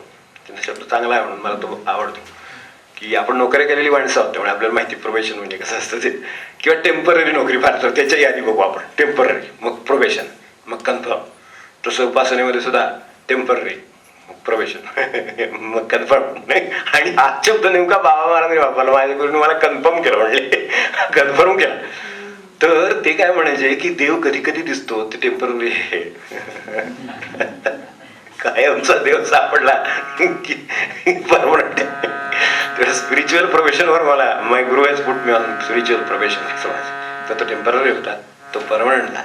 त्यामुळे देवाचं सान्निध्य सातत्याने जाणवणं. मग उपासनेचं ध्येय काय आहे? आपण उपासनेची व्याख्या काय केली? देवाच्या सान्निध्यामध्ये जाण्यासाठी प्रयत्नशील असणं आणि कायम तिथे राहणं. म्हणजे आपली उपासना असं आपण म्हटलं ना, तो आता मला कायम सान्निध्यात आहे म्हणजे माझ्या दृष्टीनं माझं काम झालं. मुक्ततेचं आपली आजची वेळ झालेली आहे. खरं म्हणजे जे आपण ज्यादा ठरवायची ठरवली ती फक्त पुढच्याचे फक्त प्रारंभ करून ठेवतो. सोन्याने सागरे सत्य पात्र बाजूस ते करी, दर्शना सत्य सूर्याच्या कृपा ही प्रभू तू करी. हा श्लोक एवढ्यासाठी प्रधान आणि महत्वाचा आहे की अरे बाबा सगळं माझं आपटून झालं, कर्म झाली, ज्ञान झालं, उपासना झाली, सगळं झालं, पण शेवटी कृपेशिवाय पर्याय नाही. ही उपनिषद तेव्हा सांगते की 4000 वर्षापूर्वी आपल्या नोंद इतिहास 3000 2000 वर्ष 3200 वर्ष काय 4000 वर्ष तेव्हा सुद्धा याचं अचूक आकलन आहे. म्हणून त्याला आकलनाला ज्ञान म्हटलं आपण, समजुतीला ज्ञान म्हटलं. कशाला ज्ञान म्हटलं आपण समजून घेऊ. आपण ज्ञान म्हणतो ती नाही आहे, त्याचं ऑल इन्फॉर्मेशन नसते, फक्त गॅदरिंग ऑफ इन्फॉर्मेशन, ते सगळं टेक्नॉलॉजी वगैरे काय सगळं ते फक्त मॅनेजमेंट ऑफ इन्फॉर्मेशन, यापेक्षा काय नाही. तर ते जे सगळं आहे हे कुठे आहे, तर तिथे जाण्याचा मार्ग इतक्या प्रकाराने आहे. व्यक्त अव्यक्त झालं, हे झालं, सगुण झालं, निर्गुण झालं, कर्म झालं, अज्ञान झालं, ज्ञान झालं, सगळं झालं. तर हे सगळं करून मी इथपर्यंत आलो, तरी सुद्धा अजून एक झाकण शिल्लक आहे. ते मात्र आता परमेश्वरात तू कर. तेवढी आपण त्याला प्रार्थना करूया. आणि ते कसं दूर करतो, काय झाकण आहे याचा सगळ्याच उलगडा आपलं जे शेवटचं आता सिटिंग आपल्या दृष्टीनं इतके दिवस यायला मिळाले, ही सगळी आपली कृपा, त्यामुळे हे चिंतन चालू आहे. तर ते आपल्याला रविवारी आपण मला सांगा फक्त की 4ला बसणं उचित होईल का 5ला बसणं उचित होईल. आपण म्हणाल त्यावेळेला एकदा बसूया, ते थोडंसं अलीकडे घेता येईल, रविवार आहे म्हणून. आणि हा रविवार बरोबर 3रा आलेला आहे, ज्या दिवशी आपली उपासना नित्योपासना हीच असते. त्यामुळे पुन्हा एकदा नित्योपासनेला आपल्याला आणून दिलं की पुढे आपण नित्योपासना करा. तेवढे फक्त दिवस हजेरी होती. त्यामुळे आता नित्योपासनेचा रविवार आला, उरले 3 रविवार आपले गेलेलेच आहेत. त्यामुळे एरवी उपासना असली की नित्योपासना नसते. तर ह्या रविवारी आता इथे काही नाही, त्यामुळे नित्योपासनाच आहे. तर तीच आपल्याला आता बरोबर करायची आणि तिचं शेवटच्या दिवशी होणार. तर असं आपल्याला त्यांना प्रार्थना आहे, त्यांनी ते करून घ्यावं. तर आपण किती वाजता बसूया? 5 वाजता बसूया का 4 वाजता बसूया? काय पुढे उशीर होतोय ही गोष्ट खरी आहे, पण 5 वाजता बसूया का? 5ला बसलेलं बरं पडेल. चालेल. दुपारचं जेवण, विश्रांती सगळं होऊन जरी आपली काही कामं असतील चांगल्या अर्थाने, मला पण ते बरं आहे, कारण सगळे मला पण काम आहे, पाहुणे आहेत आणि 12-1 वाजणार आहेत. तर त्यामुळे मला खूप बरं होईल, 5 मला चांगलं होईल. आपल्याला थोडंसं आता इतका वेळ केला लागणार नाही. त्याच्यामध्ये 2 भागात आपण बघू. एक 15 म्हणजे प्रार्थना, मग 16, 17, 18 अगदी मृत्यूचे शांत मस्त जावं. काय जायचं नाही आपल्याला कोणाला, पण मस्त शिकलेलं असं आधीच असायला पाहिजे ते. तर ते कसं त्यांनी छान तिथपर्यंत नेलेलं आहे आणि आपल्याला बरोबर पूर्णतेला ते उपनिषद कसं नेतं तेवढं फक्त आपण बघायचं त्या दिवशी. आणि ते पाहू निम्म्या भागामध्ये. निम्म्या म्हणजे म्हणण्यापेक्षा तोच भाग आपला मुख्य आहे. आणि जर काही त्याच्यामध्ये कुठे सूत्र सुटले, काही हे राहिले गोंधळ, तर ते इथे ठेवलेलेच आहे. तर तेवढं फक्त उद्याचा दिवस अजून मध्ये आहे, त्या दिवशी आपण टाकून ठेवलं तरी चालेल. जर काही आवश्यकता असेल तर बघू, नसेल तर चाललंय तिथं जाऊ आणि प्रार्थना करू, थांबू आणि सांगता करू काहीतरी त्याची, नाही का. सांगता म्हणजे काय, खिचडी वगैरे चांगलं आहे, खिचडी सगळ्यांना आवडते. खिचडी करू प्रसादाची आपली, म्हणजे ती सगळ्यांना आवडणारी वस्तू आहे. त्या दिवशी त्या खिचडीच्या आणि कॉफी खिचडी असं काहीतरी प्रसाद करूया त्या दिवशी. आणि ईशावास्याचा आपल्याला एवढा सत्संग त्यांच्या कृपेने लाभला. त्या आपल्या नेहमीच्या याच्यातल्या वस्तू नाहीत, कधीच समोर ठेवत नाही मी हे असलं काही, पण ते त्यांनीच ती अशी सजेशन दिली की ते आता आहेत, समोर आलं. तर त्यामुळे ते या मुलांच्यामुळे आलं, त्यांच्यामुळे ते होत आहे. एवढी शेवटची प्रार्थना म्हणूया, थांबूया. 15 वर्ष. सोन्याने साकरे सत्य पात्र बाजूस ते करी, दर्शना सत्य सूर्याच्या कृपा ही प्रभू तू करी. ओम शांती शांती शांती.